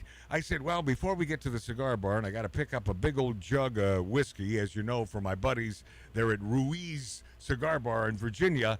I said, the Elbow Room is right down, and Dick said, yeah, it's right down the street. I said, I love that place. And that's the place I was describing with Robert Carradine on the first hour of the show. And it was a great dive bar I'd never been to before, but about 9-10 months ago with Uncle Dick, he took me in there, and it was a rainy night, and this gorgeous gal with a really cool bustier, really attractive woman, but also her looks matched her attitude. Beautiful attitude. We sat there, smoked some stogies, had a couple Bloody Marys, had an absolutely great time. Well, here we go. This is right after the chagrin of this great Coney Island bar, and this place is gentrified. Now, I just want a little Bloody Mary at the Elbow. We walk in, it's brand new. It's no ashtrays on the bar. Sucks, man. And yeah, it totally sucks, because it's the Californication of Northern Nevada. Man, leave it to California. And by the way, where do we broadcast? We broadcast from California. Yeah. San Fernando Stinking Valley. Yeah. Love that place. Yeah. Hey, that's Tattoo Dave. Good morning. Tattoo Dave just walked in. Sorry I'm late. I missed Bobby. I heard him though. Oh, he was great, man. Yeah, it was good. But you didn't miss Uncle Dick though. I did not. I guess I'm going to be calling him. You're talking to him. Oh, Dick, you're on. No, you're talking to me. Hi, Dick. You're not calling me, buddy. You're talking. All right. Yeah. I'm in a different seat, so I kind of like it. Yeah. So we were Tattoo is that Tattoo Dave? That's me. Tattoo Dave. He was working on a TV show today. He's a busy man with the Teamsters, bro. Oh yeah. Yeah. Oh yeah. Hey, that's good. Go you. That's all I could say. Go Union. Oh, yeah, that's right. Dick's a big Union fan. I like that. The comment that Bobby made about the Teamsters giving him a car. That's what we do. I know. Yeah. How about that? I was thinking of you, Dave, when he mentioned that. Yeah, me too. Teamsters. So okay. So now we went to the Elbow Room, and we didn't order a drink there because we can't smoke a cigar in Reno, effing Nevada. In Sparks, Nevada, we can't smoke a cigar at a bar. At a bar, no. Okay, count me out. So, and very nice gal. And I said I didn't hold it. Reno's so close to hell you can see Sparks. You know that, right? Yeah, that's a classic old line. See, Sparks is right next to Reno. So then I said, okay, so it's time to see our friends at the Ruiz Cigar Bar on Virginia. And I found a big bottle of Jim Beam Special Edition. 7-year-old. Yeah, 7-year-old age Jim Beam. And I said, well, I got to have this. Is that where your Nubian princess is over there? The Nubian princess. By the way, there's a story. That's interesting. You'd bring that gal, Victoria. You'd bring her into this. Yeah. Yeah. I love her already. Well, maybe not. Maybe not anymore. I'm not gonna get into the dicey details, but no, the first time I've been to Ruiz Cigar Bar, there in Virginia in Reno, and she wasn't there, and there's a reason behind it. But I will tell you that this 175 of Jim Beam was half empty by the time we left. That was a lot of whiskey drinking. And Dick, who was driving, he had more than his share. More than I would ever imagine him drinking and getting behind the wheel. But you know how to maintain somehow. He's a professional. Yeah, oh yeah. He's been kicked out of every bar in Reno, Nevada. Out. Yeah, but it was, I got a little loopy-loop because I'm in such a good mood, I'm out of L.A., I'm sitting there with... Well, that puts you in a good mood right off the bat. Instantly. I'm sitting there in this great cigar bar with a bunch of great guys, and that dude to the left of me, another guy from Northern California, who can't take Northern California anymore, so he moved to Reno. He drank. Did you notice how much he was sipping on that whiskey, Dick? Did you notice that guy could put it away? Well, yeah, but half a bottle, and you drank probably 2/3 of it. Oh, that's nice. That's nice. Yeah. Dave, that's true, right? No surprise there. Yeah. Well, and I would have drank the other 2/3. No, you would have. At least. Yeah. And it was so I'm feeling. Somebody had to drive, so I had to take it easy. But we finally made it back to his oasis in the belly of the desert there. By the way, is Tattoo Dayton. Dave, sorry to interrupt you, Yeah. but is Tattoo Dave invited there sometime? I'm always invited. I just couldn't go. See, but he's not going to put his dirty socks anywhere. You're not going to put dirty socks in a dryer, Tattoo Dave? Absolutely not. So I'm not Mark C.G. Boyer. That's a good deal. Well, they weren't dirty. He washed them in the fucking He washed them in the shower, dude. Yeah. What an Little idiot. shampoo. Oh, what an idiot. God, he's an idiot. He Continues to be an idiot. Yeah, he has a great heart, but he's an idiot. So we finally made it back to the He's plantation. really not an idiot. He just does stupid things. Yes, he he's does. an idiot. See, how about that, Mark? Thank you very much. Yes, see, sort of a backhanded compliment, but more of a compliment than anything. It's true. So we're sitting out back, and Dick says, I got some Irish whiskey here. And I'm thinking, well, I haven't had enough yet. We had to have that. So we polished off a couple, they weren't full bottles or nothing. There was little snippets in there. But, man, was that tasty. Sitting out there in this oasis, which I call heaven. Keeper's Heart. Keeper's Heart whiskey. Keeper's Heart whiskey. It was really tasty. Keeper's Heart. But at that point, I don't know. You could probably feed me a beer, and I wouldn't know the difference. It wouldn't make a difference. Yeah, but what a great time! And then the Greasy Spoon in Dayton the next day. The Roadrunner on the highway. Say that again. The Roadrunner. The Roadrunner. The Roadrunner. Rummer. Yeah. The Roadrunner. Yeah, and it was a great chicken fried steak and eggs, and it's just what I needed. Oh, that sounds good. Yeah, and I said, well, Yeah, it does. I'm starving. I said we got to go back to the plantation and rest this off before we go up to Virginia City and hang out with the boys and girls. It was Dick. It was a great time. It was a whirlwind tour. It was like 48 hours, and very quick. I'll tell you, man. I can only. And I took you to Franktown Road. Mentioned Franktown Road. Yeah, on the way to the airport. This is a beautiful area. Is that called, beautiful? What is that valley called? Washoe Valley. It is beautiful. Now, you're talking about Washoe before. Yeah, no, Washoe Valley, Washoe, and these are mansions on tons of acres. Oh. And it's like, and as Dick would say, yeah, that's where the rich people live. Yeah, it is. Beautiful. Did you get my email and send him my regards as I requested? Well, you've got him on the phone. Just I don't get emails when I'm out of town. Oh, I didn't know that. Yeah, well, you should know. I figured you had to bring the pocket phone with you, so. You should know when an idiot, sick Luddite I am. I don't. You can check emails on your phone. Dick, I sent Matt an email, regards to Nevada and regards to Uncle Dick. All right. There you go. Well, good. Well, there you go. You did your thing. Yeah. Well, Dick, it was a fun time. Thanks for taking me to that Basque place early this morning. Here's what I wanted. I'll leave you with this. So, I was bitching about, I couldn't believe how much the prices were. At this little it's a Dives Basque, restaurant.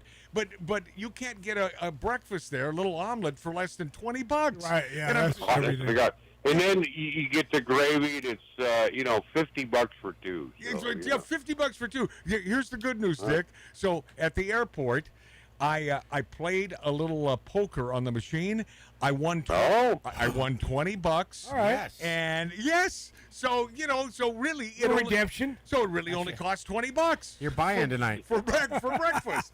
So that's cool. All's well that turns out well. Uncle Dick, I love you. I look forward to seeing you again. Give my best to that lovely lady Gail. Love you, Uncle Dick. And I love her even more now, knowing the rest of the story. And she was right in kicking Mark C.G. Boyer out. Get out! That, my friends. I will not be back. That, my friends, is everyone's Uncle Dick. I love you. All right. Love you, man. Love you, bud. All right.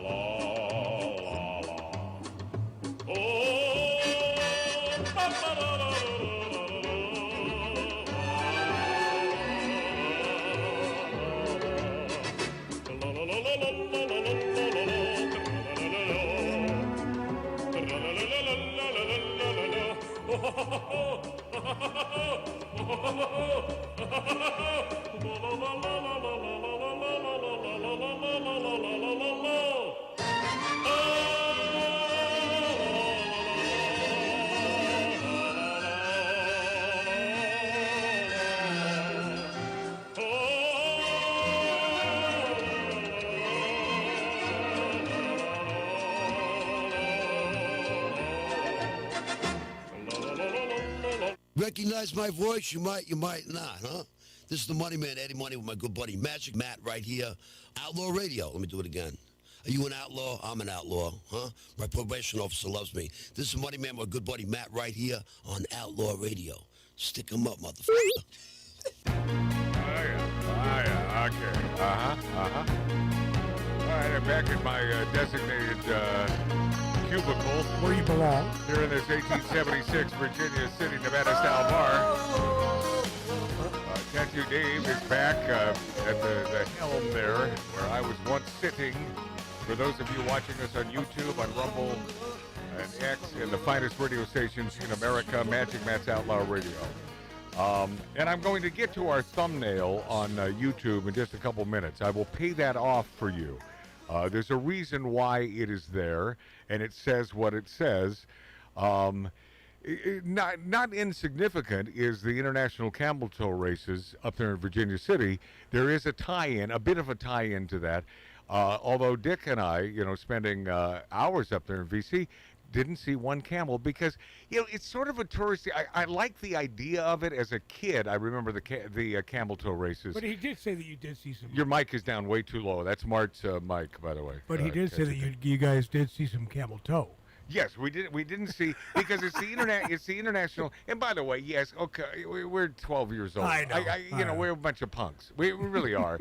It's like, oh God, are you going to say? But you don't think chicks know? When they look in the mirror, they go, yes, they know what's well, going they know on. that if there's one there, if there's one present, yes, of course. And it's like, you know what you're doing. Because if yoga pants. Yeah. Great invention. I saw a bunch of those in the airport today, Great man. invention. I saw a bunch of those in the and it's like, what are you doing? You're not hiding anything. No, I don't have a problem with it, but it's like I could you imagine us as males doing the same thing? Some males do.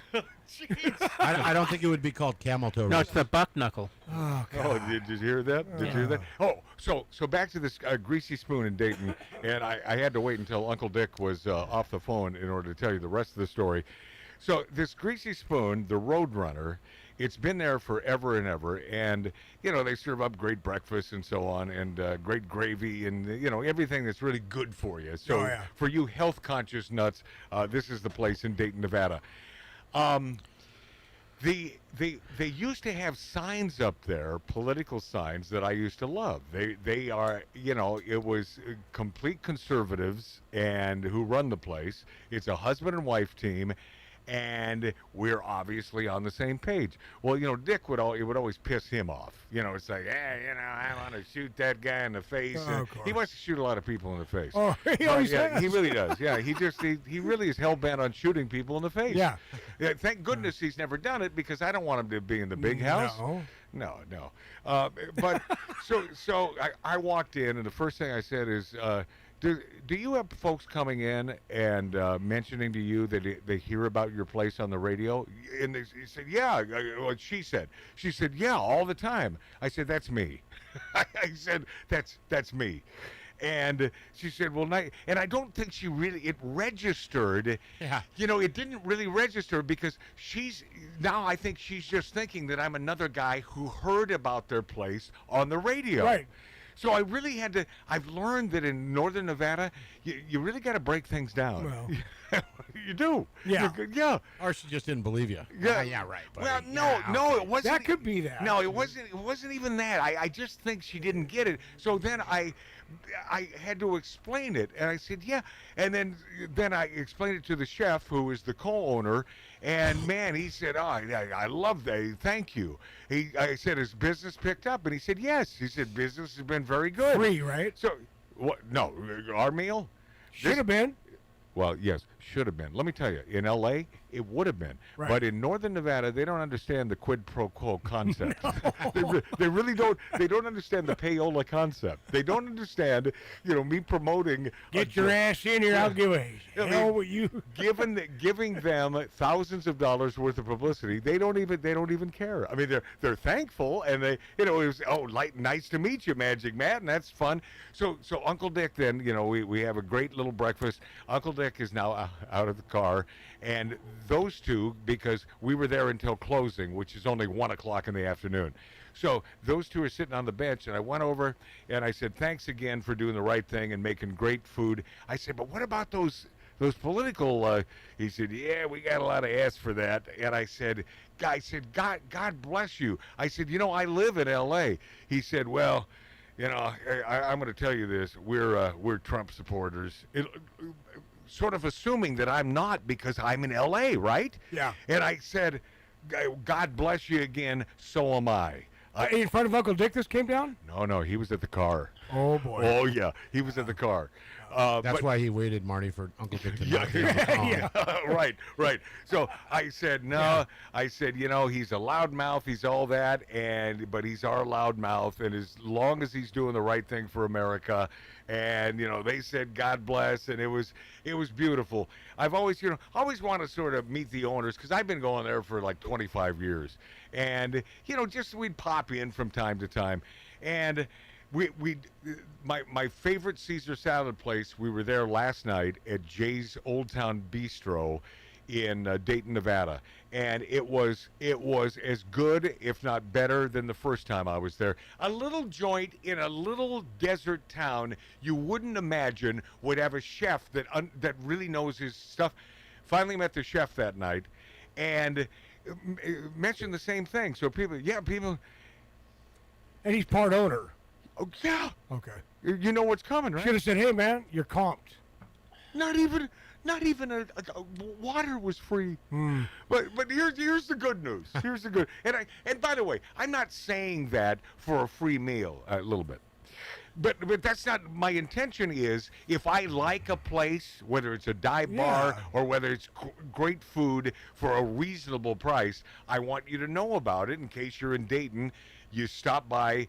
Well, I don't know if I want to promote them now. Yeah, didn't even buy me dessert. No. Yeah, sons of bitches. No. But but had a little marinade clams with linguine. Had these homemade potato chips with gorgonzola dressing that were off the friggin' hook. Had a little potato soup. Dick had scallops and came with a salad and all.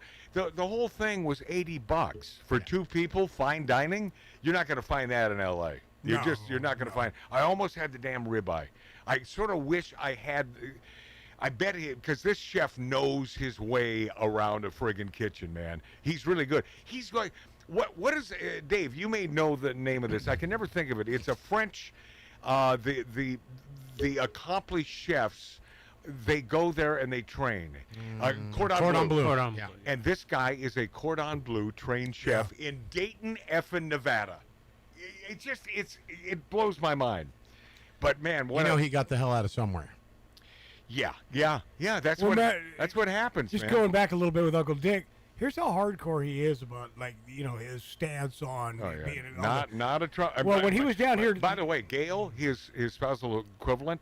I always, at least one night of my visit, and last night was the night, she and I will talk for about an hour, hour and a half. Just she and I, because Dick is in bed. And I love her. She's very engaging. She's extreme. She's a desert gal. Don't get me wrong. I mean, she's a desert gal. But she's real smart. She worked for the Carson City government for about 40 friggin' years. And... a little anal retentive, but I think you have to be as someone who runs numbers doesn't run numbers, but work for Carson City, the fathers of Carson City, and I discovered I knew she didn't like Trump, and by the way, she was always a Republican.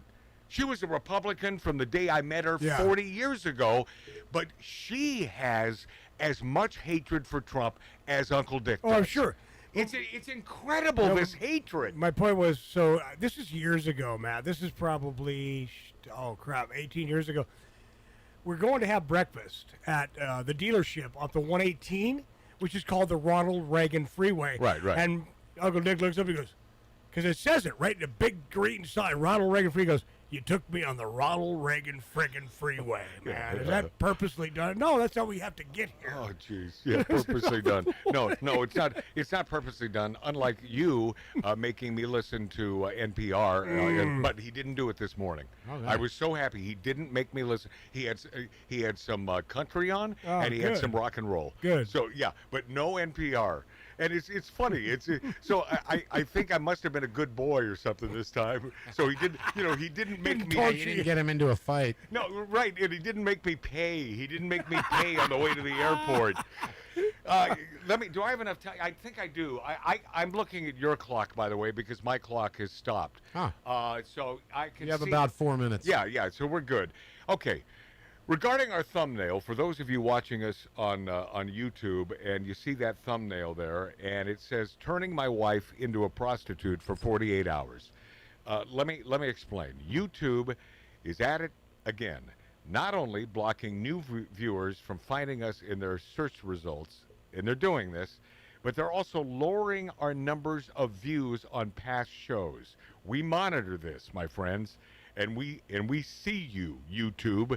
The worst is this guy, this algorithm guy, who works at YouTube.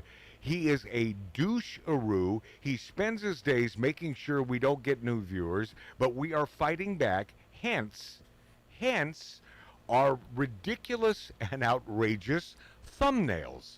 I want you to understand why we are doing such a thing.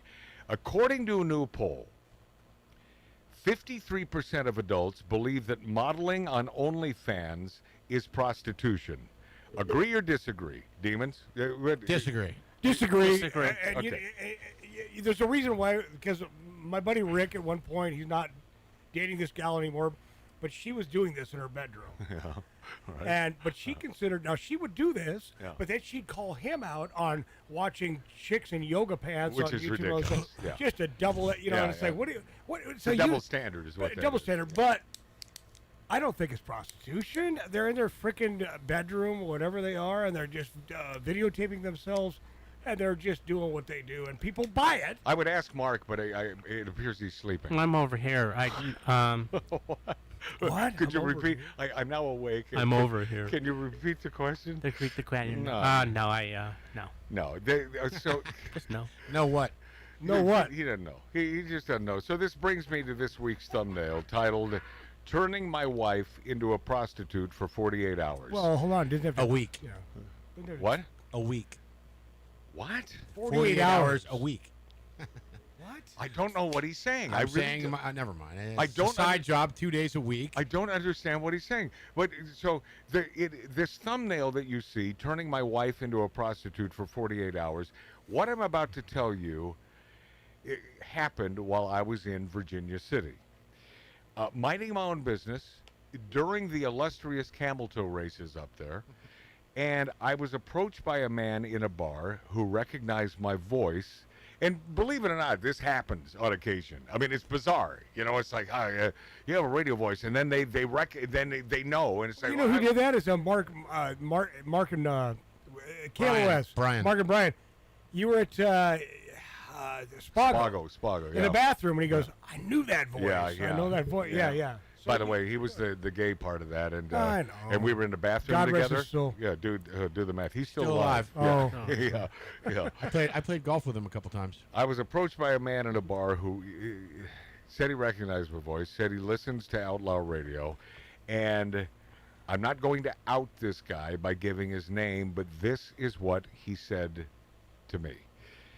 He said, "Matt, my wife just paid off both of our cars and all of our credit card debt in 2 days with her OnlyFans account." How about that? Not surprised at all. Although she's going to be upset when she finds out she has an OnlyFans account. That's funny, man. That's funny. Oh yeah, That's great stuff. Well, there are some funny bearded ones up there in Virginia City, and yeah, it was pretty damn funny. That is very funny. That's good. So hence the thumbnail, my friends. And I don't want to do this blasphemous, these odd thumbnails, but I'm telling you, YouTube screws us every chance they get. And I noticed that, we had a huge upswing and we're finally nailing Yes. it. And then, boom, they nail us again. So it's like, I will not give up. I know Tattoo Dave won't give up. My brother Mart won't give up. Mark C.G. Boyle Will be sleeping. Will be sleeping and give up. Yes. And Pete and our buddy in Oregon, Pete Coburn, that man will not give up. Ever. So we will not give up on you, the folks who love this show. And why do you love the show? What's wrong with you? No, I get it. I don't know why we're not going to break. I can still see the clock over there, and let's. It's been a while since we've had new bumper music because, producing the show, I only have one song at my fingertips. And that's why, by the way, apologies if you're sick and tired of that song. In the first 90 minutes of the show. A lot to get to, including this blew my mind. Charlie Sheen says he began having sex with men while on crack. What? Somebody tell me what's up This with is old. this. Yeah, we'll be this after back on Matching Matt's Outlaw Radio. I mean, buy a new car, but the price ain't right. Ain't that cold? Be a downside cheaper. Yes, it would. Start riding a bike. Listen, they're making milk out of powder. Yeah, they are. Got the babies crying. Poor baby, they know what that stuff is. Rent's gone up higher. Yes, it is. Got the parents lying. I'll pay you tomorrow. Lord, it's a real motherfucker. Yeah. Make you wanna run for cover. Yes, it will. And if you look, you will discover. Yeah.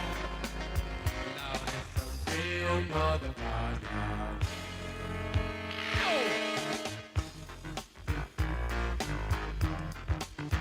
Good God. Listen, got to go to a disco.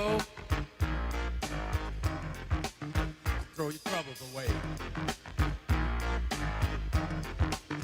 Dance to the music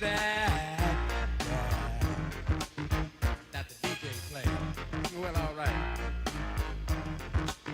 And then the lights come on. Yeah. Like you knew they would. That cold. Gone home and face the music. That don't sound too good. Ain't that cold? Listen. Lord, it's a real motherfucker. It'll make you wanna run for cover. Yeah. And if you look, you will discover.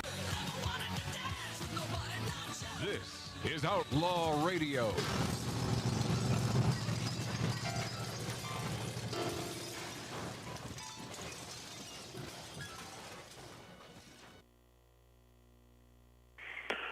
Let me ask you a question. Oh, no.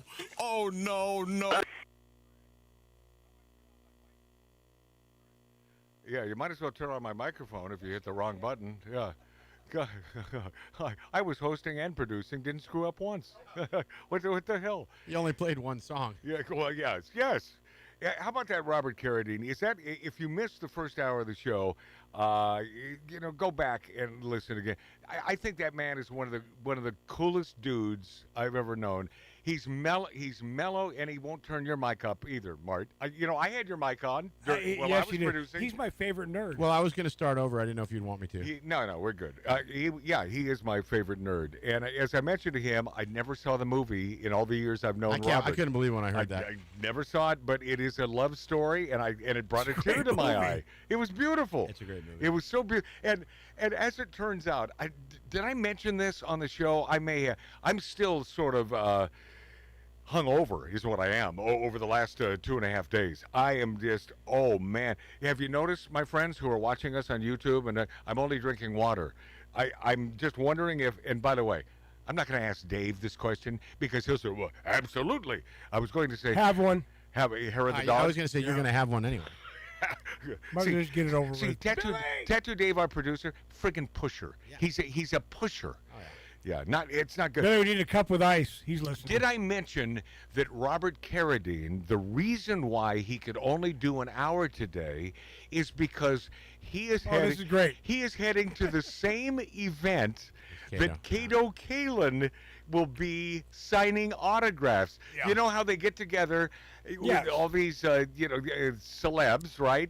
Esque, and they sign 8x10s. Yes. And they charge like $30-40 for it. Yeah, they charge like an S load of money for these things. And yes, and so it just so happens that Robert could only be with us for an hour because he's heading to this. I said, well, say hi to Cato for us. And he said, oh, I will. I said, no, we'll see him tonight after the show for poker. Anyway, because, It's funny. I reached out to Cato like I do, to see if the guys are coming. Yeah. And he said, I'm at an autograph signing thing. I'll be late. Right. So that means he's there and been there. I just said, that's what I'm saying. Well, no, but Robert's going there. He just left an hour ago. They all have their shifts, Dave. Oh, got you. They all Okay. have their yeah.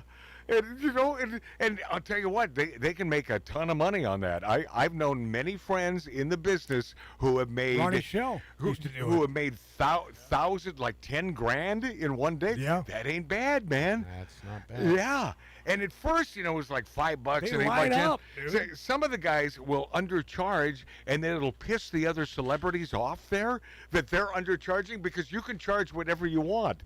So when someone's in there only charging $5 and these guys are charging 40, they get pissed at you. It's weird. It's a weird celebrity thing. Oh yeah.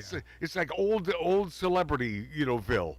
All the classics from the movies that you remember these people from, and like one day you're going to see Charlie Sheen there, probably very soon. But I couldn't believe that he said he began having sex because my buddy in Bakersfield happens to be a gay guy, just happens to be a gay guy, good conservative man, and I love him dearly.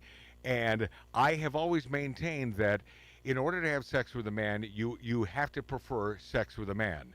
And I still maintain that. He agrees with that. Because Charlie, even though he had sex with men, he blames it on crack. I think crack could have something to do with it. Right?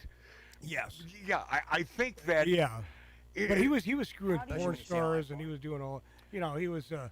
He had those parties where he'd have all the porn stars at his house, and then he'd have. Oh yeah. Hey, debacle. It's like everyone. Debauchery. It's like Epstein's Island type stuff he was doing over there. He loved to party. Not underage. This is the kind of crap that keeps me from Hollywood parties.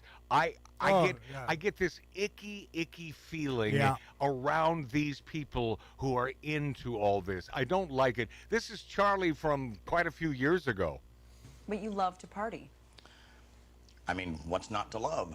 How do Especially you? when you see how I party, man. It was epic. The run I was on, Sinatra, Flynn, Jagger, Richards, all of them just looked like, droopy-eyed, armless children. Droopy-eyed, armless children? Something wrong with that boy. Exactly what I was thinking. There's something wrong with that boy.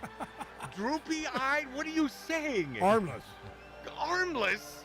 What are you saying, Charlie? Whack job. This guy is a whack job. Not winning. I met him once through Ryan Stiles, and he was nice enough to gift both of us a box of illicit cigars. Yeah. But so I. Ryan said he was great on the set at 2.5. Oh yeah. He's a really generous guy. I got friends that know him really well. Yeah, he's generous, but I think a whack job. Oh yeah. All right, we'll be this after back. An hour of Magic Matt's Outlaw Radio coming to you with my low hung mung. Can you believe I'm still hungover? I only had 3 drinks yesterday, and I'm still hung from the day before. You got to have a drink. See that pusher? We'll be this after back. See what I did there?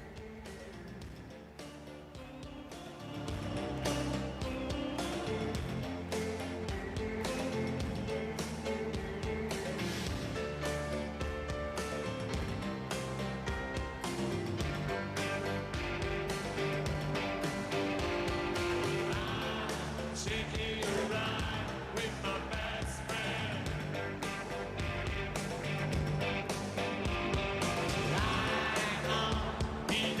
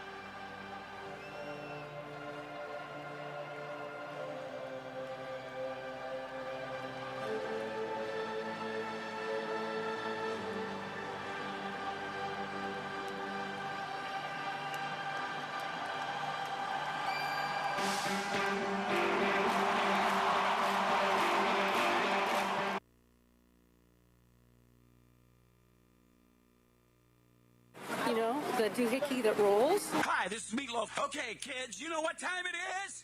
You know what time it is? It's Outlaw Radio time! Most imitated radio station in the nation. I'm through with standing in line for some fun to begin, but I found a good thing leaving me with a grin. It's time for Outlaw Radio to begin. You have the great Billy Gibbons here? Yeah.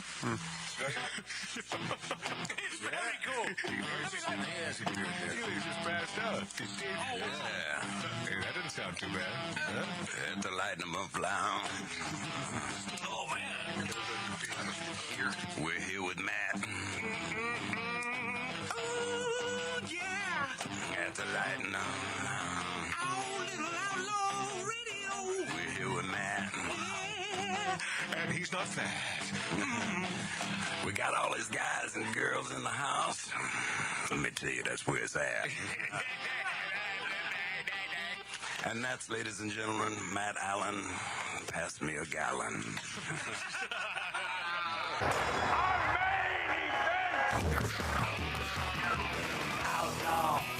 Outlaw Radio. Ah, yeah. Love you, Charlie and the boys. Ruiz Cigars. They're in Reno, Nevada.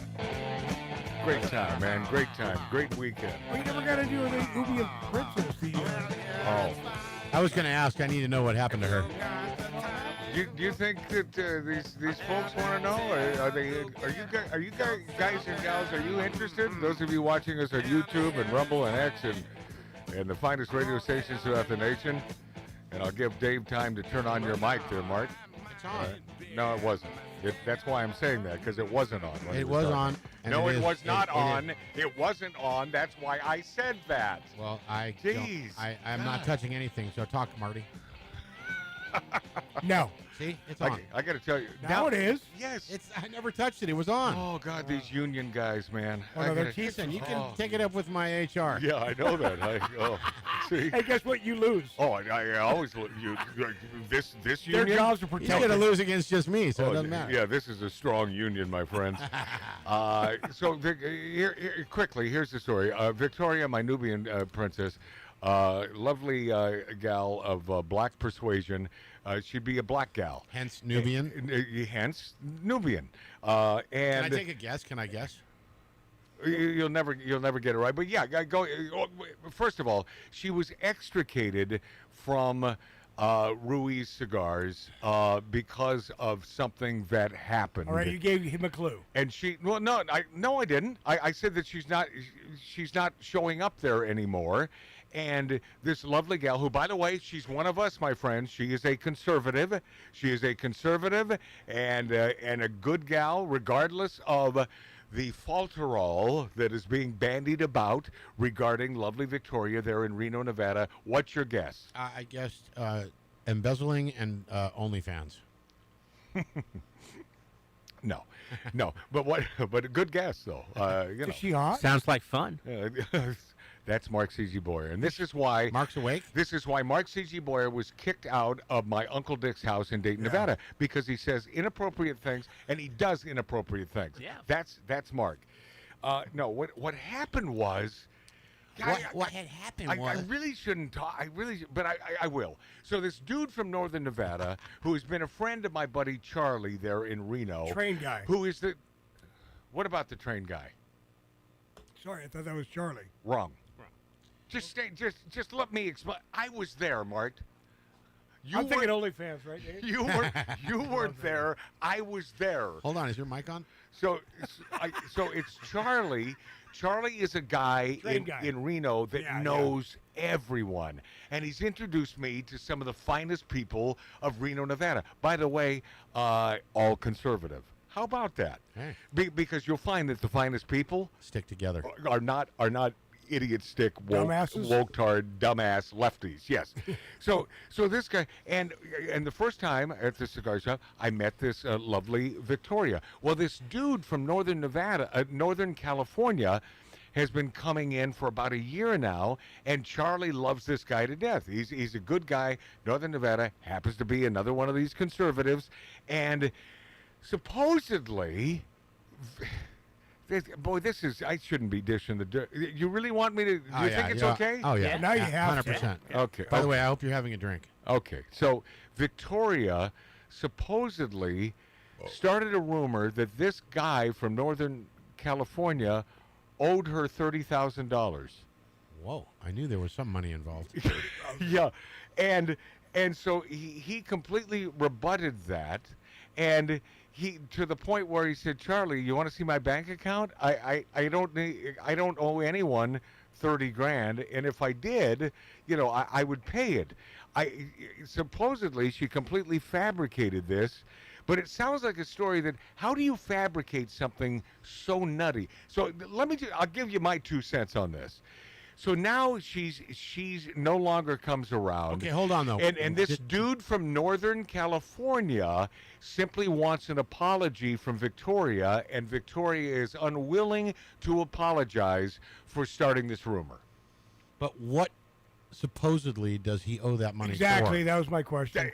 And by the way, P.S., it never came out because I don't think there's an answer to that.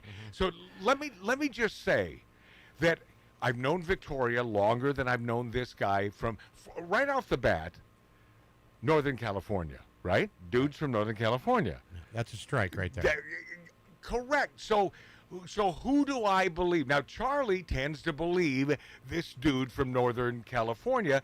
I love Charlie to death. Is Charlie the establishment owner? No, he's just one of the good guys. Train guy. One of the good. He's not the train guy. That's Jim.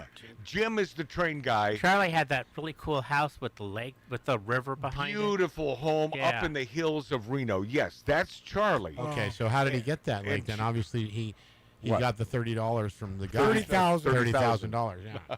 Yeah. No, I don't know what happened. I really don't know. I will tell you. I'm siding with Victoria. That's all I'm going to say. All right. And I am also, Dave. Oh, no. Wow. Okay. I don't know why. I think we need to get her on the line. I don't. Oh, wow. Yeah. That could be the money shot. Yep. Next week, get her next week. Yeah. Okay. I will. You know what? I will. Yeah. Because we will I do would this. love to hear the other side of this story. Yes. We are going to get to the bottom of this. Because it is sort weird, of man. It is weird. I'm upset, and I've never been there. That someone I know, someone would start a rumor just out of whole cloth. And she has the numbers and everything. It's that that this guy owes me 30 grand. Right. What does that mean? I mean, it just seems really bizarre, right? It's something ain't right. Yep. Something ain't right. And speaking of something, hence that's my question. speaking of something ain't right, Charlie Sheen says he began having sex with men because of his crack cocaine use, and 10 years after coming out of as HIV positive, is now discussing this side of himself publicly. Wow. He said crack is what started it. That's where it was born or sparked. Crack starts a lot of things. The 2.5 Men star told Good Morning America, and in whatever chunks of time that I was off the pipe, trying to navigate that, trying to come to terms with it, where did that come from? Why did that happen? And then just finally being like, so what? So what? Some of it was weird, Sheen continued. He goes on to say a lot of it was effing fun, and life goes on. In his upcoming memoir, The Book of Sheen, as well as the Netflix docuseries, a.k.a. Charlie Sheen, the Young Guns actor reportedly said, I flipped the menu when talking about his past sexual experiences with men. I'm not going to run from my past or let it own me. The Three Musketeers star. What? All right. Did a lot better crap than that. Also contracted HIV during his drug-fueled escapades. Some of the men who stayed at his house overnight reportedly said saw his medication, took photos of it, and then used them to threaten to expose the actor unless they paid him. So Sheen paid the dudes at first, but would later reveal his HIV positive status about 10 years ago. In his documentary, The Wall Street Star, That's a better credit, right? That is a better one. Said it is effing liberating to finally talk publicly about having sex with men. It's effing liberating to just talk about that stuff, he said. It's like a train didn't come through the side of the restaurant. A effing piano didn't fall out of the sky. No one ran into the room and shot me. He told Variety that his former drug dealer, Marco, helped save his life by putting baking soda in substances to wane him off narcotics. It's kind of the moon landing of a solution inside of that insanity, he said. It just made sense to give that a shot. I got to tell you, see, I've never done any of those illicit things. I've never even done cocaine. So your loss. I don't understand how much of a fog you're in to have sex with another man if you're not a homosexual. I get it. I truly don't. But I think, and by the way, is he a homosexual? I don't know. He's according to you, he is. No, what? Well, if you have I quote, if you have sex with men, you're a homosexual. No, I said you prefer men, which makes you a homosexual. You prefer men, and I maintain that. If indeed, well, in this case, a male having sex with another male, but I think there are times when someone is so effing drugged out that it's like, okay, whatever you want, man. Well, you know what crack is. I mean, crack is, just from past experience with doing coke, but I never did crack. Well, I lied. I did it once. And by the way, we're not condoning that because no. I've never done this stuff. What I'm saying is, I'm condoning it. And no, he's not, my friends. He's not. So you buy your blow in a bag, whatever. So it comes like that. Then they put it in water on a spoon. They heat it up. Not on a spoon. It turns it. You can do it on a freaking spoon. Whatever. That's heroin. And you can. No. So anyway, so it turns into a rock. It makes it pure cocaine. Then they smoke it. Right. So what it does is it's mixed with baking like soda. Instead of snorting it, it brings you to that high immediately, but you want more. You smoke it all night long. P.S. One of the greatest comedians of all time. It ruined Richard Pryor's life. Yeah. Yes. It set him on fire. Ruined his effing life. So no, I don't. It's not a good thing. I don't think it's a positive in any way, Not shape, at or all. form. But I think of that drug-induced when you say, like if you ever watched the show Breaking Bad, where that guy Jesse got so freaking screwed up on the meth, which is he used to be that he was not. He did that role for a reason. They get into these party modes, these 24-hour binges, where they're so, like you said, fogged out. But they're also very awake, right? So God. They don't want to sleep. They don't you can't sleep. doing You blow. cannot sleep. Wow. But see, now one thing I'll tell you, just for a fact, cocaine is not physically addictive. I understand that. Cocaine is a mental addiction. That's what I hear. Heroin is physically. It's physically addictive. Because you get dope sick, is what they call it. Wow. Cocaine is a mental addiction. I just, I'm so glad that I never dabbled. God bless you, man. I never had any interest in dabbling, because I got off that crap a long time ago. I love my coffee. I am 100% addicted to coffee. I love my coffee. That is physically addicting. Yes, it is. 100%. 100%. And millions of us Americans have that addiction. And, it depends on the study you read, but most of the studies say caffeine or coffee is good for you. So, whatever. And if it's not, I will still drink coffee because that's my thing. Well, man, I looked at it this way also. That's your vice. When I was using years ago. That and bourbon. And I said, the money I'm spending. Bourbon is not my vice. I want the next bag. I want the next thing. My dealers are bugging me. And I looked at one moment, and I said, as I understand it, you can never achieve that first. So that's what I was No. just going to say. What happens is you are always trying to catch the first of hit. Of course. Right. But I looked at a plate, and it had vials, it had razor blades, it had straws. I go, I got a problem. So I threw it all away. Yeah. I said, I have a problem. So I threw it all away. Well, it's like our father one day who gave up cigarettes, and he smoked cigarettes all his life. Oh yeah, of course. 14 years old. One day he simply gave it up, Cold turkey. Yeah. Boom. Much like our buddy, our Billy. HR man, Yeah. our Marine, Billy Dilly did the same damn thing. He was a chain smoker. My God. As did I. It is so tough to friggin' light those links. Yeah. Chain smoker. You didn't get it, Mark did. I was 3 packs a day. Yeah, and for my dad, after all those years, and P.S., my mother did not smoke. My mother only started smoking because of my father. Yeah. As I understand Well, it. in the 50s and 60s, it was a thing to do. Yeah. Well, in the 50s, it wasn't quote unquote harmful. In the 50s, you were smoking while your baby was being delivered. Yeah, they didn't do studies back then. The big tobacco said, let's lay low on the old study of ruse on this here. Well, he said, how can it be bad for you? Yeah, I mean, it feels so good. But yeah, so I will, being the host of this show, Magic Matt's Outlaw Radio, I will tell you that I don't condone any of that. Not at crap. all. Have bad road. Enjoy great coffee. Have a great cigar.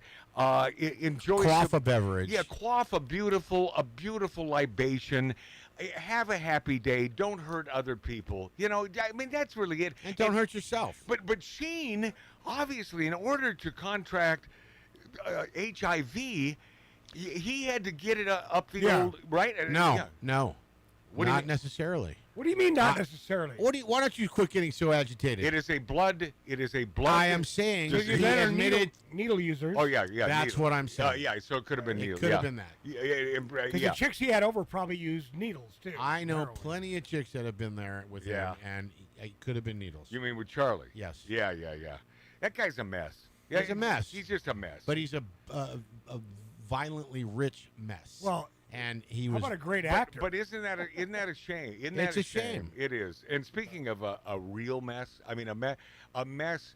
I would sit down and have a stogie with Charlie a million times before I would sit down with Rosie O'Donnell. Absolutely. Who says Trump is a serial pedophile rapist. Wow. This is the newest from Rosie O'Dummy. Oh my God. Donald Trump is a serial pedophile rapist who paid $1 billion to Jeffrey Epstein. I knew that was coming. Actress and former The View co-host Rosie O'Dummy joined former CNN anchor Jim Acosta's podcast and went on a conspiracy theory-filled rant about President Donald Trump, claiming he's suffering from dementia and heart disease, and claiming Trump gave convicted sex offender Jeffrey Epstein $1 billion over the time of their friendship. How does she have this info? Inside. We do know why. We all know why. He paid $1 billion to Jeffrey Epstein over the time of their friendship. $1 billion. He wrote in his birthday book, "Here's to all the secrets." If this were an Angela... And it says Lansbury, probably. No, but it says Hansberry. Yeah, here. I was gonna. It's like, who the hell wrote this? Mark Boyer. Yeah, if it were Angela Hansberry, Murder, She Wrote, people would be, it's too obvious. O'Donnell told Acosta when he asked why his names appeared multiple times in the Epstein files. He is guilty of sin before he brings more troops into Chicago and harasses more brown-skinned people. Harasses. Yeah, before he breaks more of the Constitute is what it says here. So I don't even trust any of this. AI. Did she say Constitute or Constitution? She might have. She may have, because she's a dummy. Before he starts having people get killed, we have to do something about him, America, she continued. It's time for every person with a platform to speak out about it, now or never. How dare he, O'Donnell said, responding to Acosta, mentioning President Trump, calling the media feeding frenzy around the Epstein files a hoax. What is this weed crap? She's not even here anymore. Yeah, I know that. Shut up. Right. Shut the F up. Exactly. For every child that was ever raped by a grown man, how dare he? Are these droopy-eyed armless child? Any rapist deserves the death penalty, in my opinion. Absolutely. 100%. Yep. 1 in 3 girls suffered child sex abuse. 1 in 5 boys. This is O'Donnell talking. What does it have to do with Trump, you friggin' idiot stick? She says, wake up. Our president is a serial pedophile rapist. And that is what he is. Offering now evidence to her claim, adding in America you're allowed to have an opinion. Oh, no evidence. No. See, once again, It says now. It says now evidence. Of course. So absolutely no evidence. That's what our country was founded on. Her diatribe comes just days after President Trump said he's giving serious consideration to revoking Rosie O'Donnell's citizenship. Oh, do I love this? Yeah, I hope he does. Trump says she is not a great American. By the way, 100% correct. Correct. Right? Yes. And is, in my opinion, incapable of being so. Trump wrote on Truth Social, I am giving serious consideration to revoking Rosie O'Donnell's citizenship. The president made his announcement via his social media platform. As previously mentioned, we are giving seriously thought. You know how he loves to get the woke, the lefties riled up, because I doubt he's really being serious about this, but I love it. The president was doubling down on a previous proposal to revoke O'Donnell's citizenship. You know, he did that in July. Because of the fact that Rosie O'Donnell is not in the best interests of our great country, I'm giving serious consideration taking away her citizenship. She is a threat to humanity and should remain in the wonderful country of Ireland if they want her. God bless America, he wrote at the time. God bless. Oh, she's not even good for her own family. No. How could she be good for the? No. And Matt, by the way, Yeah. you trust with this crazy No, bitch? yeah. Because look, there's a new reality show on Yeah. TV now. It's called Molten Metal. Yeah, And burning they're steel? melting metal. They're making. You mean they're- steel burns? Not according to Rosie Oh, it O'Donnell. burns. Really? Yeah. I do believe that it is the first time in history that fire has ever melted steel. I do believe that it defies physics for the World Trade Center Tower 7, Building She 7, does which believe. collapsed in on itself.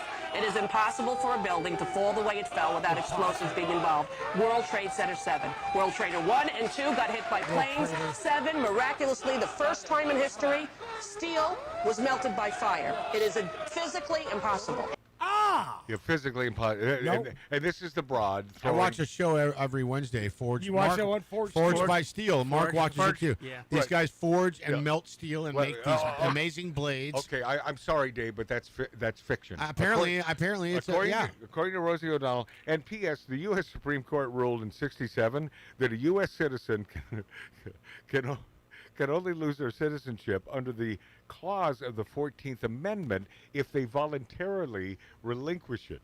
So Trump is just messing Oh, he with can't her. do it. O'Donnell made headlines when, of course, she accused the shooter at that Minneapolis Catholic school of being MAGA, despite the shooter's identity as a transgender who specifically wrote "Kill Donald Trump" on a rifle of the magazine. Yeah. Did you hear the rest of the what he wrote? It was like a 100-page I saw manifest that it was like I hate everybody. Like it was ridiculous. Yeah. Well, Matt, you know what it goes back to, and I think I sent you this, but maybe you didn't get it yet. It goes back to the last few major school shootings or mall shootings or movie theater shootings, transgender. In the last a year lot of that or so. because these folks need help, and instead of the left embracing them and saying, "No, you're normal," you're not normal. You need some help, and this is why my homosexual friend, my gay friends, are totally against this LGBTQEIEIO, and it's fun. There wasn't LGBT. They're totally they have had enough of this crap because they don't want to be lumped in to these folks that are out of their stinking minds. These are just gay guys. They prefer love and sex with another man. Fine, that's gorgeous. Have a happy day. Whatever makes you happy, and you're not hurting other people, then go for it. And here's the deal they're so too. sick of this They're crap. sick of it because these people are physically altering. A gay guy wants to be with a gay guy. That's all. He doesn't want to be with a guy right. that goes through plastic surgery and removes their particles and adds particles. Yeah, particles. Yeah. Parts or particles? No, particles. I like particles. I'm telling you, particles is fine. I'm sticking with particles. I'm cherry coating it. Sugar coating it.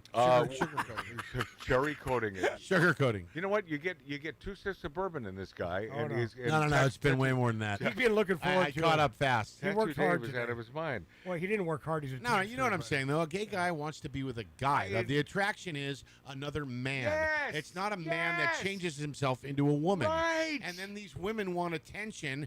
And, oh, look at me, look at me, look at me. It's all about pay attention to me. What do you think the whole that terrible looking nose ring and the purple and the that's dyed- a whole different. That's a whole No, other. no, I mean, that's it's the the dyed same. rainbow hair. It is pay attention to me. Are we going to break? I'm looking at the clock there. It seems like we're away because this is a tie-in, which I'll get to when we return. That there are some saying woke's not dead, as a transgender model returns at Victoria's Secret Angel for the 2025 runway show. So Victoria's Secret, one of the great catalogs in the history of catalogs. Love it. With the most luscious women, and now they're doubling down. So they're not giving up on this. We'll be this after back. Magic Matt's Outlaw Radio.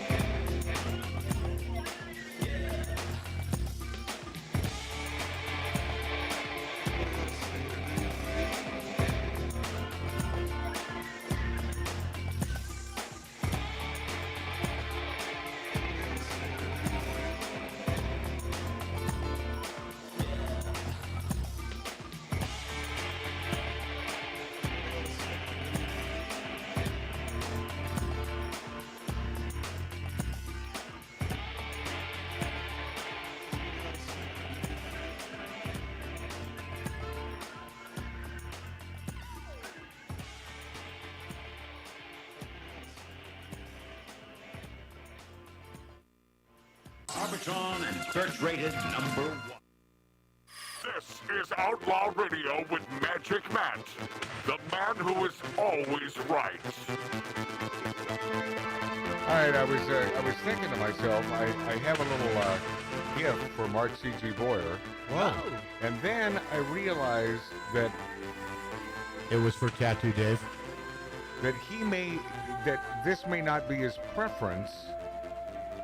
And I don't know that on that trip to Ohio a couple weeks ago, if he was into these on Southwest Airlines. I know he was into the graham cracker. Oh, the graham cracker. Yeah. You got him some plain peanuts? But what about the other packet? No, you're correct. Of Maui Monk, and I only took this to gift you, and then I just realized that this is the Maui Monk mini pretzel braids that are garlicky, and those are and I thought they were graham crackers because I know you like those. Yeah. So those were funny tasting. So I guess what I'm saying to you is you have no gift. Oh. What you're saying is I thought about you and well, F nice. off. Thank you.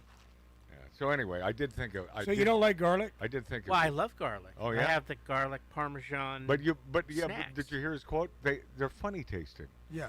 Those were funny. Did it taste like garlic? Did you have them?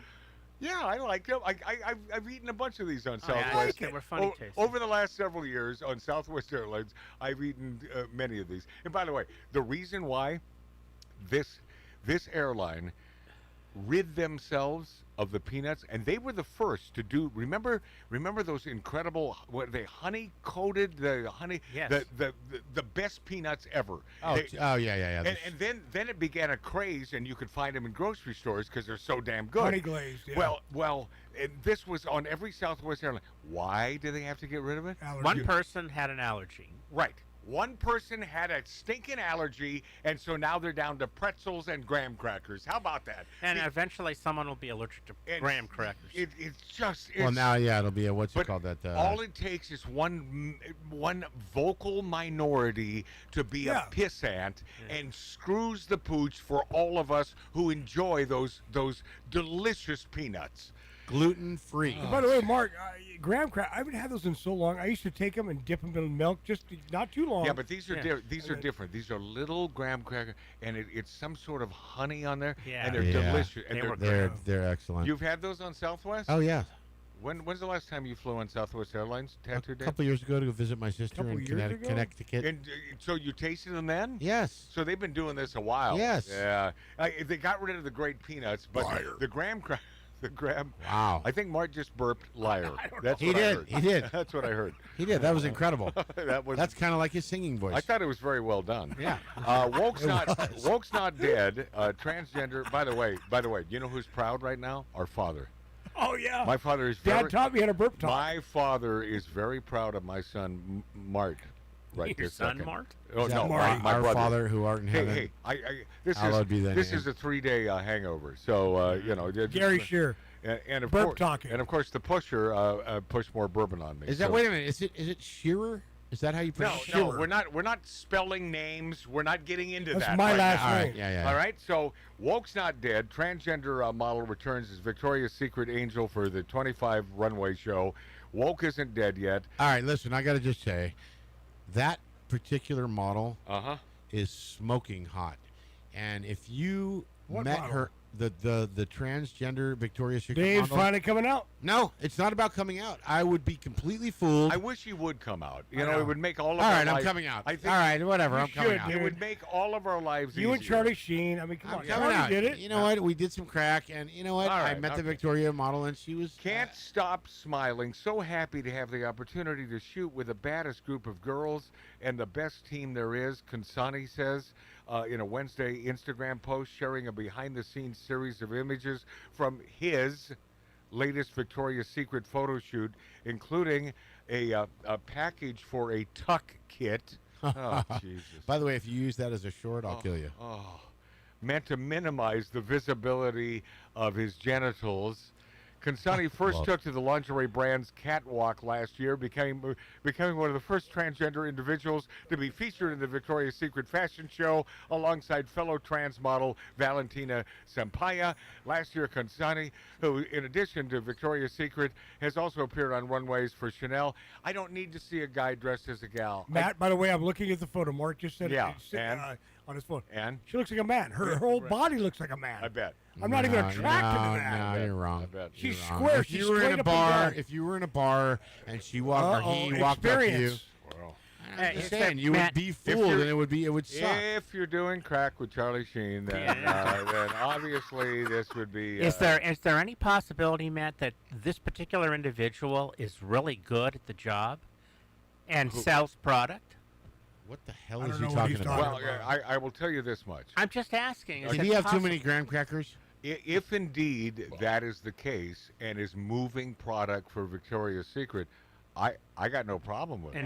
Yeah, I'm just asking. It's a possibility. It's simply business. I think that the possibility is slight. Where we are in 2025 here in September, I believe the possibility is slight. I can't imagine. Hold on a second. Is it September already? The majority of women looking at this man as a woman and thinking, I need to buy some Victoria's Secret lingerie. I don't think that really works. I'm not a female. For product placement, I think it's better to have females. Hello. I'm of a course. big fan of the females. And actress Mia Farrow condemns Trump airstrike on the Tren de Aragua boat. It was murder, backlash from Trump supporters. I have some input on this. Actress Mia Farrow, who, by the way, out of her stinking mind, and Frank Sinatra, you got the good part of her, man. You boy, when she was a hot little number, whoo, old Blue Eyes, man, he knew what he was doing. Oh, dude. It's like, hey, get over here and jump. Can you imagine? Oh, jump off the roof onto, come on. The punani that guy got? Oh, punani. See, what are you, 11? Yep. Yes. Mia Farrow raged over a drug boat strike that killed 11 Tren de Aragua terrorists who were en route to the United States, bizarrely accusing President Trump of murder. Trump is now doing extrajudicial killings, Farrow claimed. Dig this. So I'm up there in Virginia City, Nevada, yesterday, and Isn't it Nevada? And we're at the Piper's Opera House, the bar there, the corner bar, and they only turned that into a bar about maybe 4 years ago. And it turns out that it is a great effing bar. I was going to ask you about that. But the interior is all classic 1800. They didn't change anything. Is the stage still there and everything? The bar existed when Piper's Opera House was doing bringing in the vaudeville acts in the 20s. I was up on that stage backstage. Yes. And it's the Piper's is a beautiful place. The number of major names who have performed at that place in Virginia City is beyond belief. Yeah. Virginia City built San Francisco. Yeah. The gold and silver mines built the city of San Francisco. But this bar, Johnny Cash played. Oh yeah, everyone played there. But that little bar was there dormant for years. Someone finally got in there about 4 years ago. Nice. And brought it back to the golden days. It is a beautiful bar. It has turned out to be a local joint, and that's what we're looking for in Virginia City, man. The local. You don't want to do the tourist places.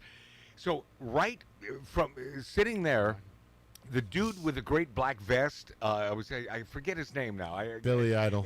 And by the way, my friend, I don't have your name in front of me. I'll learn it. I think he's a really good guy. He's a Mason, and I do love the Masons. They do good work for people. Free the Masons. Good. This guy's a good dude, and he's the guy wearing that cool classic Western black vest, the leather vest, and he brought up, he said, that what happened on that boat and watching that, he said, I don't know if Trump has gone too far. Interesting, because I said, I will tell you that I found it icky. I found that icky plummeting these, and are they innocent people? Who knows? I don't think they are. They're drug runners. But but did we need to see that? I guess is what I'm saying. Did we, make the statement? I think we did. Yeah, sometimes you need. I am all about taking down the cartels, but here's another thought, and I'll tell you this. Oh, Gailey, Uncle Dick's bride, last night in our discussion, she brought up something that I found mighty interesting. I like getting, and former Republican, always a Republican. Always. Like, I think she's still a Republican. She just simply hates Donald Trump. Yeah. But she mentioned, wait a second, Matt. She said, I understand. Drug cartels, bad. Take them out, yes. However, you need people who will purchase the drugs. You need those, and there are millions in America that do. Now, is it like guns? If you rid the world of guns, the bad guys are still going to, there are still ways to get guns. Right. So you get rid of the cartels, and you and they are a menace, but you do that.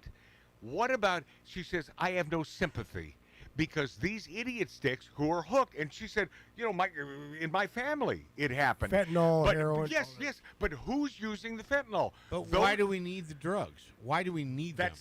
Aren't you listening to my point? Well, my point is, if someone wants something bad enough, They're gonna get it. They will get it, no matter how you nail the drug cartel. Yep. And Gail made a salient point about this, that without the need and those people buying this, and that's why she said, I don't feel sorry for them. Yes, they're drug addicts. Get some effing help and stop this. Which, by the way, is sort of a conservative mindset. Her conservatism does come out. It's like, no, I don't have sympathy for you.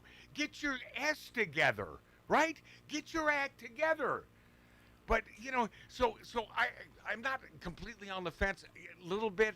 I really didn't dig the video so much. I think he's making a statement. He is making a statement, but what does it really do? Well, no, you're right. What does it do? In the long run, it's pissing the cartel leaders off. And they're going, oh, wait, now we're a powerful force. Now we're going to double down. Now we're going to do this. And I just don't know. Listen, I've never been lockstep with any politician. I have been a fan of Donald Trump. Does he always do the right thing? I don't think so. No. I'm not certain that this was the right thing. Now, in demolishing the boat, and he really does have the black and white facts that these people on that boat transporting drugs were bad sons of bitches transporting drugs. Okay, but I also, after watching that video, I thought to myself, and I mentioned this to Gail last night. I thought to myself, well, here I am, just hello, minding I'm a drug dealer, and I'm on a boat, and I'm just minding and I'm thinking about, well, what am I going to have for dinner tonight? And I can't wait to see the kids tomorrow. Right? They're bad people, but I may finally cook up that Swanson mostly white meat turkey TV dinner tonight. Because I really do love that dressing. And then all of a sudden, a missile in the middle of thought, they don't see a missile. It's just they're dead. Oh yeah. It's just dust. It's just boom. I mean, it is boom over. When I saw it, Matt, I'll tell you this.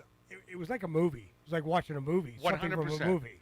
It was like, did this really happen? I found it icky. Did this really just happen? I found it icky. Yeah. That's the best way I can describe it. I didn't because I think it's a statement. I think it's like, hey, mother effers. I get it. I get all that. You know what? I get all that. So Screw you. But I'm a little torn here. Am I siding with Mia Farrow? Never.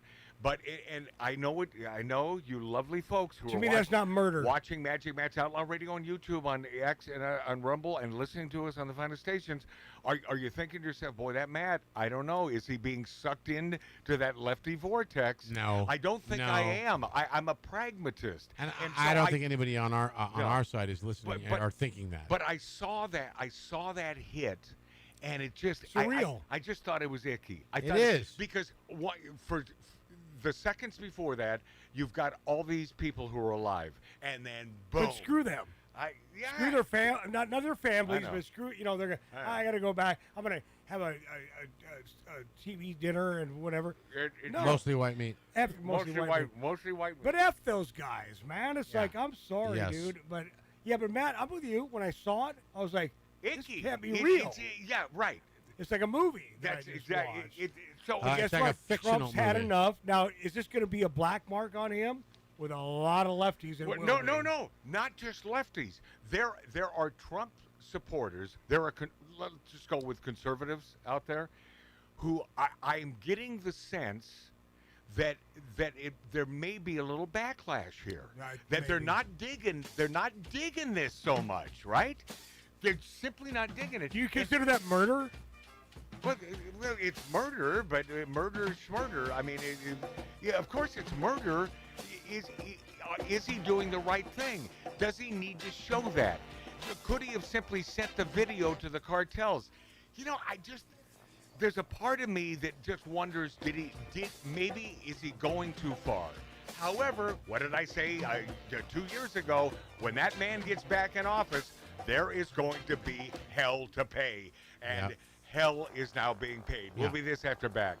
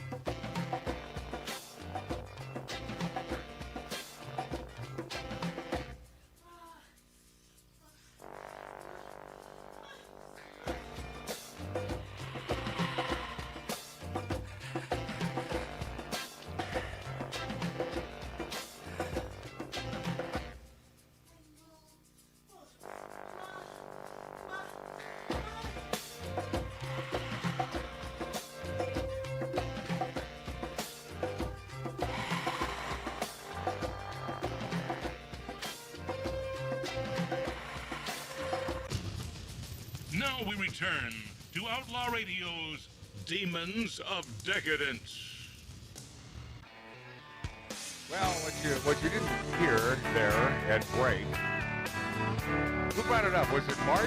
Yeah, Mark brought up about who really cares about I brought it up, this Taylor Swift and Travis Kelce engagement. By the way, this ensuing marriage.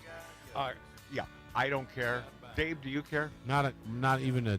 I know my brother Mark does not care. I don't care either. I know Mark C.G. Boyd doesn't care. I would bet, and I'm a betting man on occasion, I bet our buddy, our HR man, our great Marine out there, Billy Dilly, doesn't give an S. No. He cares. He does. He told me.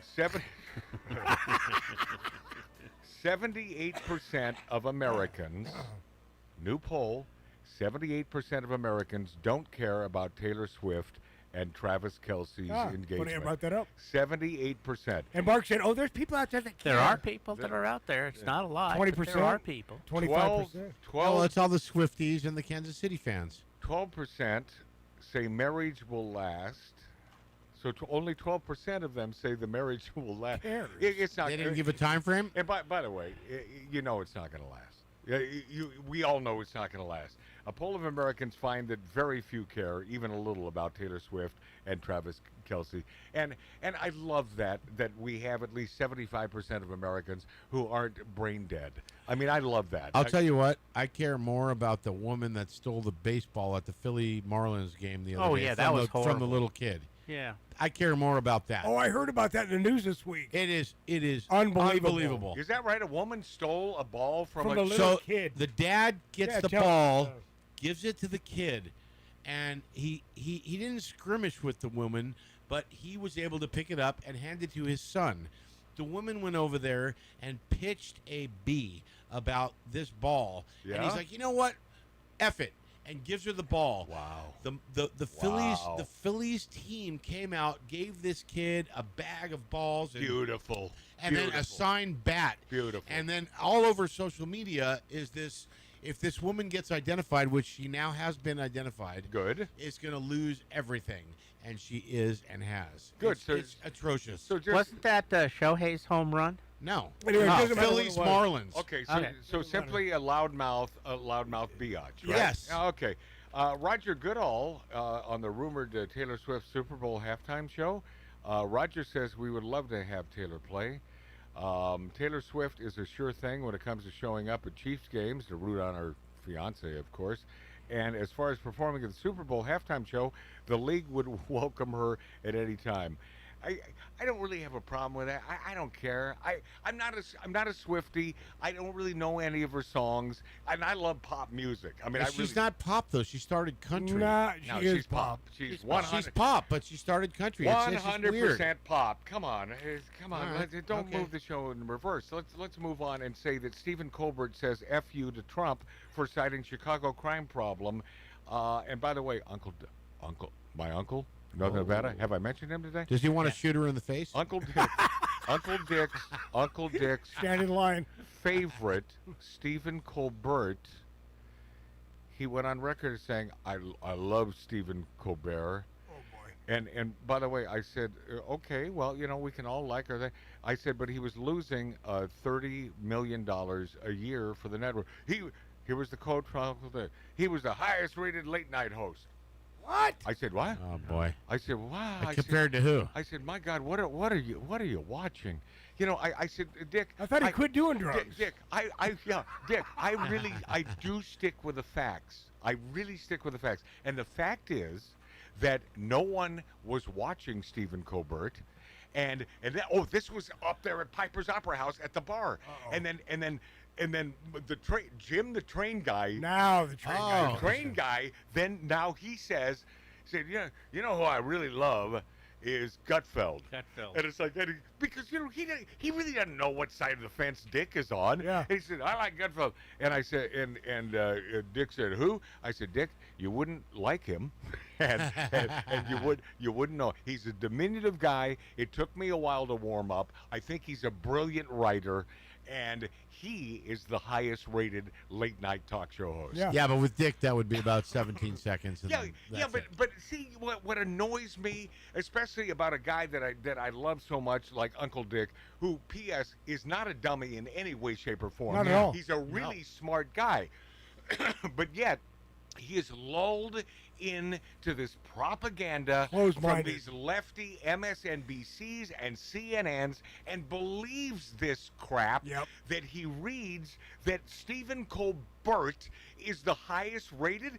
No ratings, but he believes negative ratings. I said, Dick, I stick with the facts. I'll debate you on, but it'll always be facts. If I'm wrong, I'm wrong, but I'm not. They fired his ass because he lost millions of dollars for the network.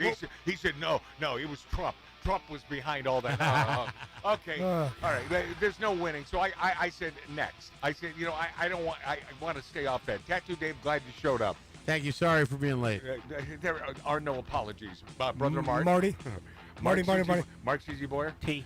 My man out there slaving over hot coals. He's not even barbecuing. Billy Dilly, our HR man. Mom and Dad, love you dearly. I hope I'm right about why Mom picked up smoking. It was because of you, Dad. Is she right? still smoking? No, yes. Oh, yeah. But No, Dad she quit a long time ago. Oh, she did. A long time ago she quit. Yeah, but way after Dad quit. Oh, Way yeah. Way after Dad quit. My lovely daughter, and by the way, Mom and Dad, thanks for having me. My lovely daughter, Alexandra, love you a million times around the world.